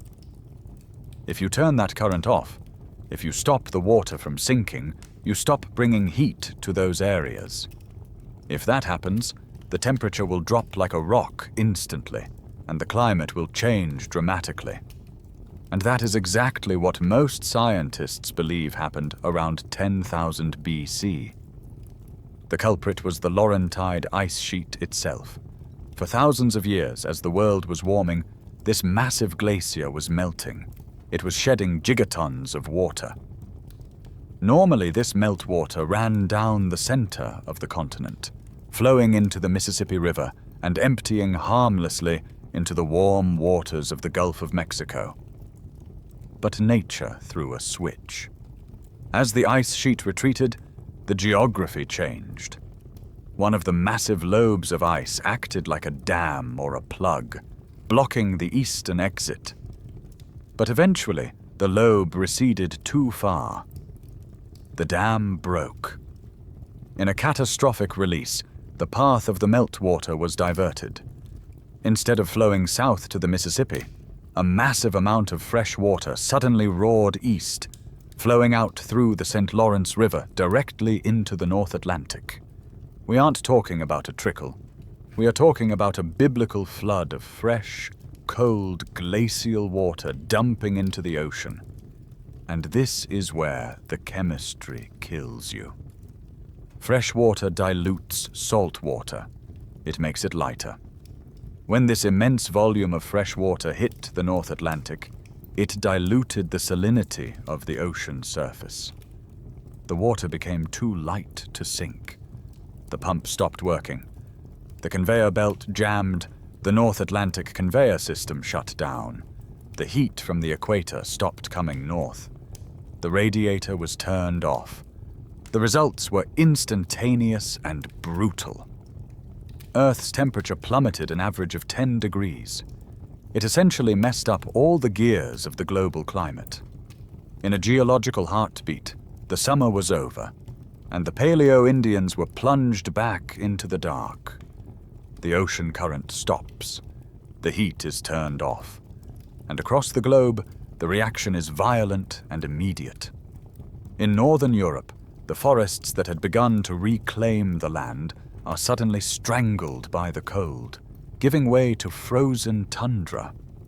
In the Asian deserts, massive winds kick up, sending tons of sediment into the atmosphere. But here in North America, the catastrophe takes a form that feels frighteningly familiar to anyone who remembers the history of the 1930s. It becomes a prehistoric dust bowl, but on a scale that makes the dirty 30s look like a mild breeze. The climate doesn't just get cold, it gets extremely dry. The moisture is locked up in the re-advancing glaciers. The lush grasslands that fed the mammoths begin to die off, leaving behind acres of exposed loose dirt. And then the winds come.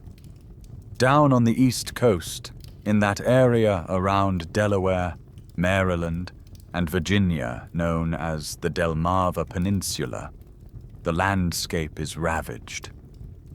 Archaeologist Darren Lowry paints a picture of intense winter winds blowing unchecked across the valley floor, picking up fine silt and depositing it across the landscape. He compares it to a farmer tilling a field in a drought. You see that massive dust cloud rising behind the tractor. Now, imagine that dust cloud isn't just a momentary annoyance.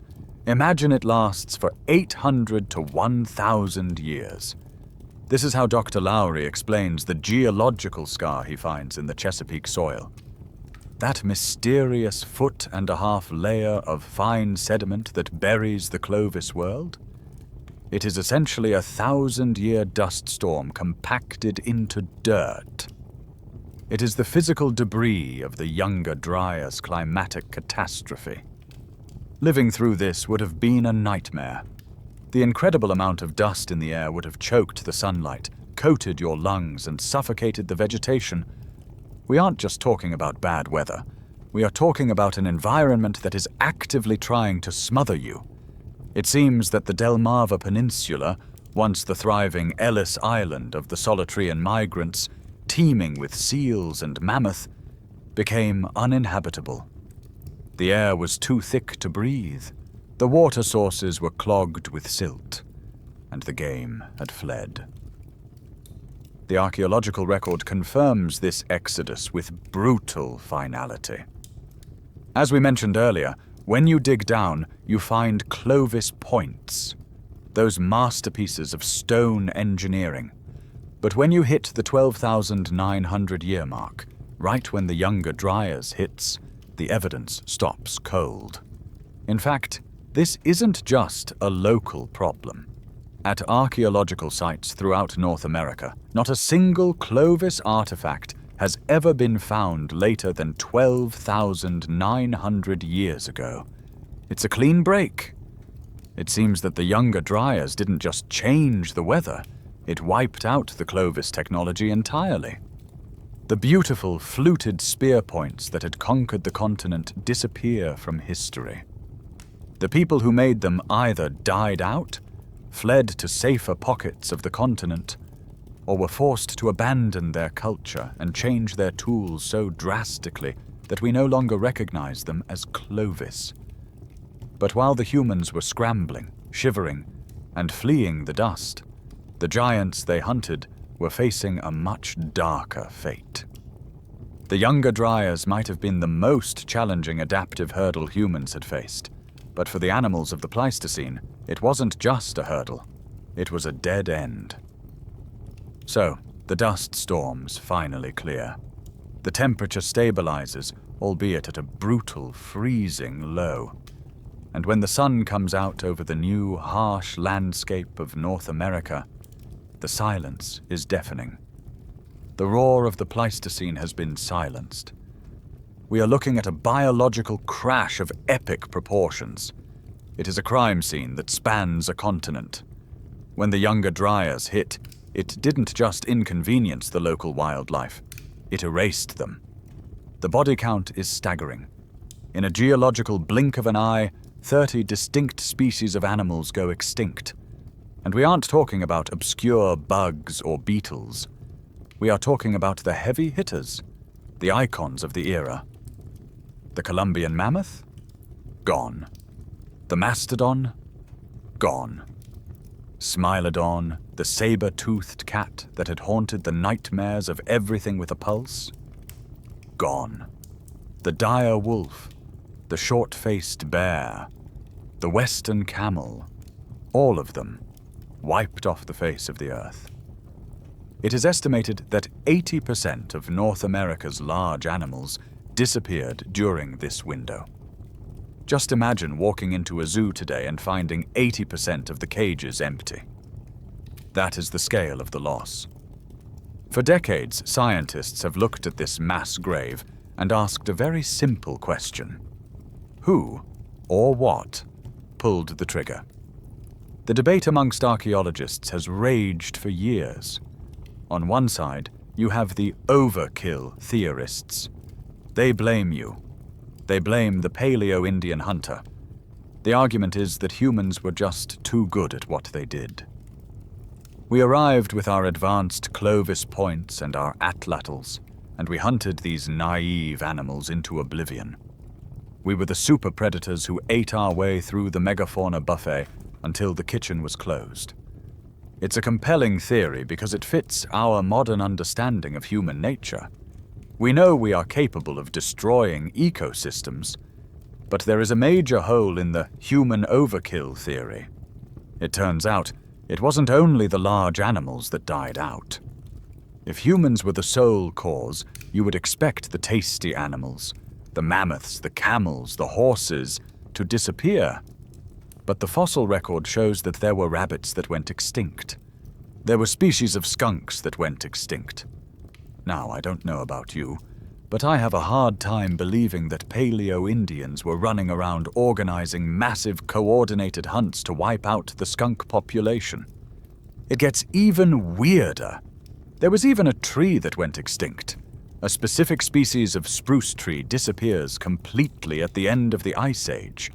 Humans definitely weren't hunting spruce trees with spears. This evidence points away from a simple hunting spree and points toward a total ecological catastrophe. It suggests that the very foundation of the environment collapsed. So, the pendulum swings back to climate change. The argument shifts to the younger Dryas itself. The abrupt cold snap must have frozen the plants, starved the herbivores, and consequently starved the carnivores. It makes sense. If the grocery store closes, everyone goes hungry. But wait, there is a problem with that theory too. Dr. Todd Suravel brings up a critical point that is often overlooked. We know that these animals have lived in the New World for quite some time. The Ice Age wasn't a static event. It was a cycle. Glaciers came and went, came and went. The climate shifted dramatically, not twice, not 3 times, but more than 20 times over the last million years. The mammoths, the mastodons, and the saber-toothed cats had all experienced this kind of climatic change before, and they had survived right through it. They were veterans of the freeze-thaw cycle. They had made it through previous warm periods and previous cold snaps just fine. So one of the questions we have to ask ourselves is, why this time? Why was the period around 10,000 BC distinct? Was that period of climate change unique from these other changes that occurred? Why did the mammoth survive 20 ice ages, only to drop dead during the 21st? It suggests that the younger Dryas wasn't just weather. It wasn't just a bad winter. It suggests that something else happened. Something violent. Something sudden. Something that didn't just cool the planet, but fundamentally broke the ecosystem in a way that neither the animals nor the Clovis people could handle. To find the answer, some scientists have stopped looking at the bones and started looking for diamonds. Microscopic diamonds. And their search has led them to a theory so controversial, so explosive, that it sounds less like archaeology and more like a Hollywood disaster movie. So we have a crime scene that spans a continent. The victims are the megafauna. The suspects, human hunters and climate change, both have alibis that don't quite hold up under cross-examination. We need a third option. We need a theory that explains everything at once. The disappearance of the Clovis people, the extinction of the mammoths, and the sudden violent onset of the younger Dryas cold snap. Enter geophysicist Dr. Alan West. He has developed a unified theory of the Ice Age apocalypse. And like all great scientific rebellions, it starts not with a giant bone, but with something you can't even see with the naked eye. Dr. West believes that all 3 of these long-standing mysteries happened at virtually the same instant geologically, because they were all caused by the same thing. He isn't looking for human artifacts, and he isn't looking for animal fossils. He is looking for debris from outer space. This is the extraterrestrial impact theory.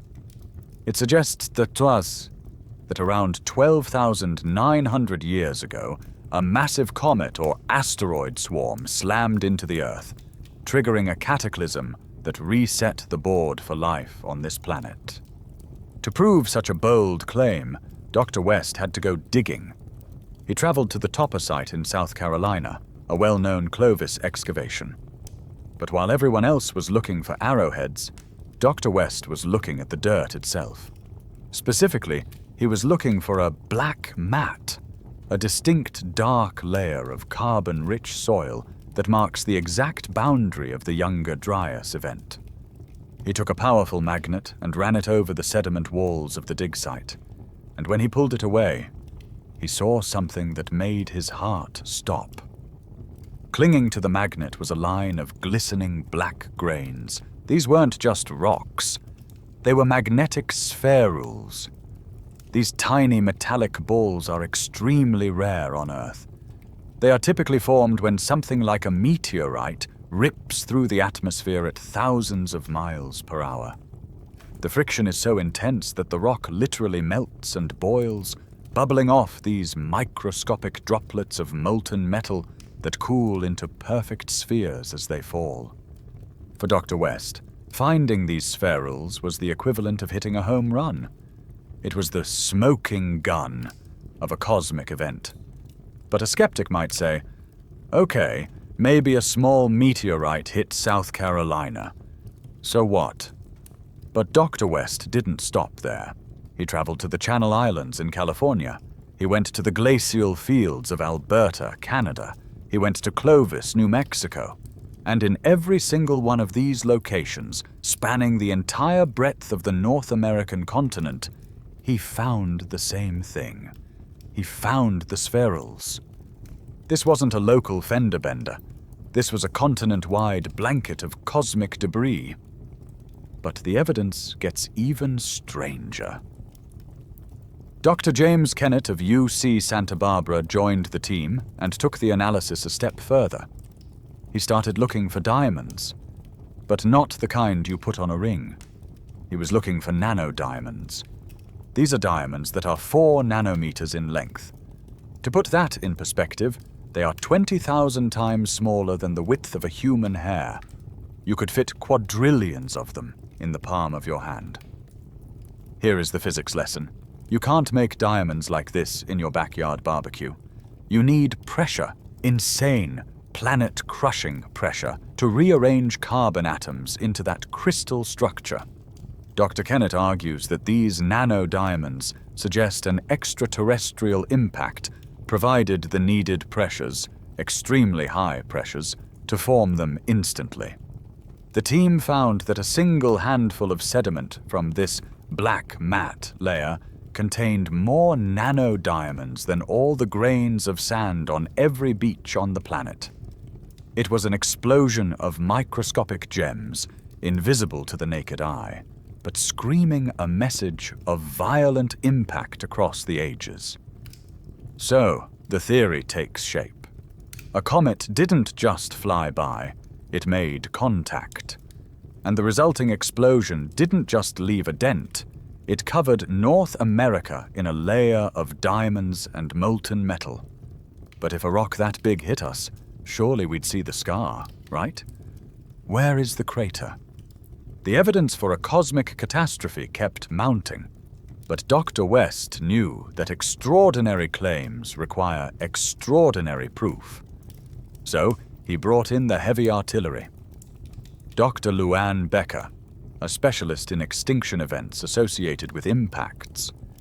She took the samples from the black matte layer back to her laboratory and started hunting for a specific chemical signature that shouldn't be there. She found it. Hidden amongst the microscopic diamonds and the magnetic spherules was a substance called fullerenes. Now, unless you are a chemistry nerd, you might know these better by their nickname, buckyballs. They are named after the architect Buckminster Fuller, who was famous for designing geodesic domes, because these molecules look exactly like tiny, hollow soccer balls made of carbon. Here is the kicker. Fullerenes are found naturally in outer space. Dr. Becker describes them poetically as truly stardust. When stars explode and die, they blast carbon out into the universe. These carbon cages form in the vacuum of space and get attached to asteroids and comets. Essentially, they are the hitchhikers of the galaxy. Finding them in a layer of dirt in North America is a big deal. Fullerenes were found in the dinosaur extinction event 65 million years ago. Finding them again in the 13,000-year-old layer suggests that history might be repeating itself. It suggests that the younger Dryas wasn't just a bad weather pattern, it was a sequel to the dinosaur apocalypse. But of course, every theory has its critics. And the skeptics of the comet theory have one very important, very loud question. If something of that size and magnitude smashed into the Earth, where is the crater? When the asteroid that killed the dinosaurs hit, it left a massive scar in the Yucatan Peninsula, the Chicxulub crater. You can see it from space. You can measure the gravity anomaly. It is undeniable. But for the younger Dryas event, nothing. No smoking hole in the ground, no shattered bedrock, just a layer of dust. Dr. West and his team have a chilling answer to this riddle. They argue that the comet didn't hit the ground. It hit the ice. Remember the Laurentide ice sheet? That mile-high wall of ice covering Canada? If a comet struck that, it wouldn't leave a traditional crater. It would act like a blowtorch hitting an ice cube. You would have an ice wall crater that, of course, simply melted away. The evidence washed itself into the ocean. All the evidence leads the team to believe that this is exactly what happened. Now, try to visualize this moment. It is a quiet morning in the Pleistocene. The sun is rising over the glacier. Suddenly, the sky splits open. A bolide, or perhaps a swarm of fragments from a disintegrating comet, enters the atmosphere. In a flash, the world changes. The impact energy would have been catastrophic. We aren't just talking about a big boom. We are talking about thermal radiation. The heat generated by the entry and impact would have been intense enough to ignite wildfires instantly across the continent. The narration of the event is terrifying. In a flash, millions of plants, animals, and people are wiped out. Many of the animals standing out in the open would have been instantly killed as a result of the explosion, completely incinerated before they even knew they were dead. But for those who survived the initial blast, the aftermath was even worse. The explosion set the world on fire. Wildfires would have ravaged the countryside, burning through the forests and the grasslands. This burning biomass creates the black mat layer we see today. But for the animals, it meant their grocery store just burned down. The fires destroyed the animals' habitats and their food. And here is the cruel biological reality. Large animals need to eat constantly. A mammoth cannot fast for a month. If the grass is gone, the mammoth dies. Some scientists argue that this loss of food led directly to the megafauna extinction. They didn't freeze to death. They starved to death in a landscape of ash. But the comet theory does one more thing. It ties the fire to the ice. Remember the meltwater pulse, the sudden flood of fresh water that shut down the ocean conveyor belt and froze the world? Comet theorists believe the impact was the trigger. They argue that the extraterrestrial impact dislodged the glacial load. It physically broke the ice dam that eventually diverted the meltwater into the North Atlantic. So, you have a perfect storm of destruction. The comet hits. The impact causes massive fires and kills the animals. The heat melts the ice, sending a flood of fresh water into the ocean. The ocean currents stop. The world plunges into the younger Dryas cold snap. Dr. Luann Becker is convinced. She says, "I think what makes this unique to me is that we can tie it directly to a very dramatic climate change. It explains the extinctions, the cooling, and the disappearance of the Clovis culture all in one violent package." Of course, science is a slow, careful process. Dr. West and his team are still gathering evidence to convince the rest of the scientific community. Dr. David Meltzer reminds us that while outrageous hypotheses have value, they need extraordinary evidence to stand up in the court of science. But whether it was a comet, a climate shift, or just bad luck, one thing is certain. The world of 10,000 BC was a dangerous place to be a giant. And while the mammoths were fading into history, the humans were busy doing what we do best, reinventing ourselves. So the dust settles, the fires burn out, the ice sheets stop their terrifying advance, and the world settles into a cold, hard, new reality. The monsters are gone. You look out across the valley, and for the first time in 3 million years, the horizon is empty of giants. The Columbian Mammoth is a memory. The Saber-toothed Cat is a ghost story you tell your children. By all logic, you should be dead too. When the grocery store burns down and the landlord turns off the heat, the tenants usually don't survive.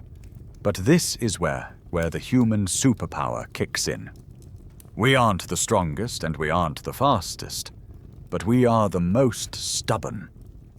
The people who emerge from the chaos of the younger Dryas are different.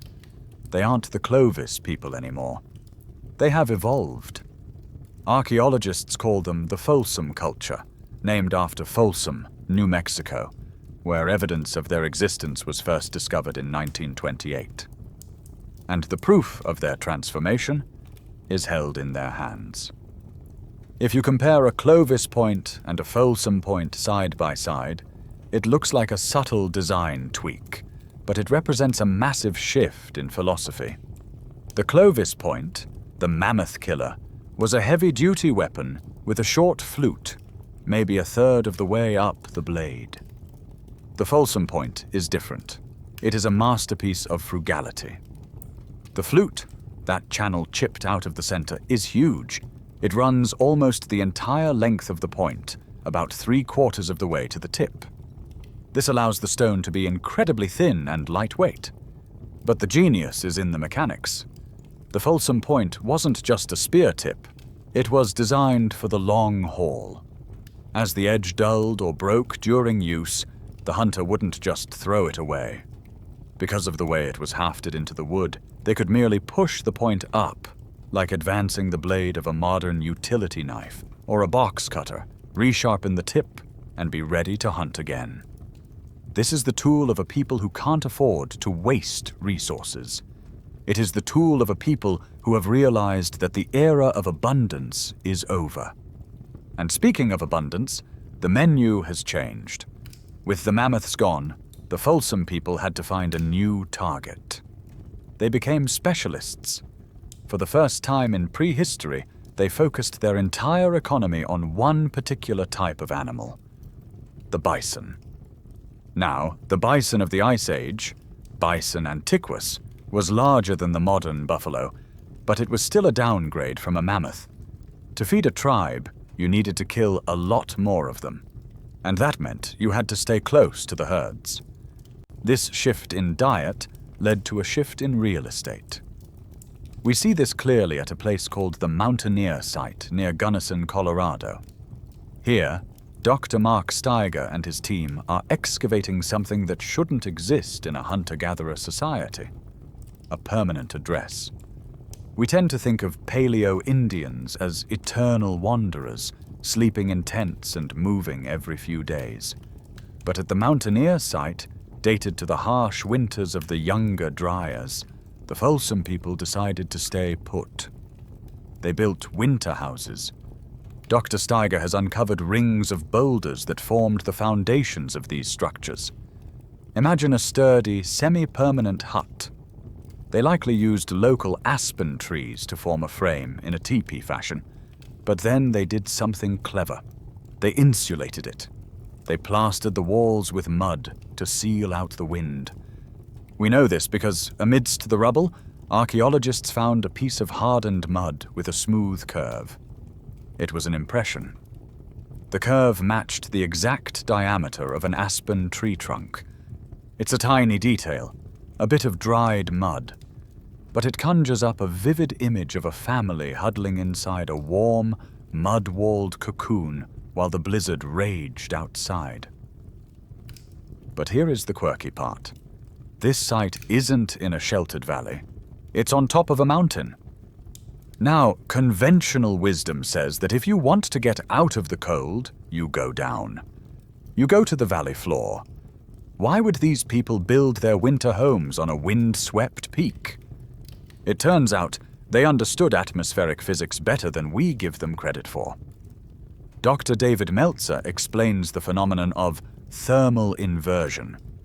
In a large basin like the one in Gunnison, cold air is heavy. It sinks. It pools in the valley floor like invisible water. If you are down in the valley, you are in the deep freeze. You are also in the shadow of the mountains, meaning you get very little sunlight. But if you climb up 1,000 feet to the top of the mesa, you are above the cold air pool. You are in the winter sun. It is actually significantly warmer up on top of the mountain than it is down on the bottom. Plus, there is the tactical advantage. From the high ground, you can see for miles. You can spot the dark shapes of the bison herd moving against the white snow. So, there they sit. The survivors. They are warm in their mud-plastered houses. They have their resharpened utility knives. They have their bison meat. They have looked the apocalypse in the eye and blinked. They are no longer just guests in the new world. They have become its masters. So, here we are. We have walked from the arrival of the first nervous explorers, through the golden age of the mammoth hunters, into the teeth of a cosmic or climatic apocalypse, and out the other side into the mud-walled forts of the Folsom people. What we are looking at is more than just a change in arrowheads. The transition from the Clovis culture before the younger Dryas to the Folsom culture after is a masterclass in survival. It represents the ultimate human trait: adaptability.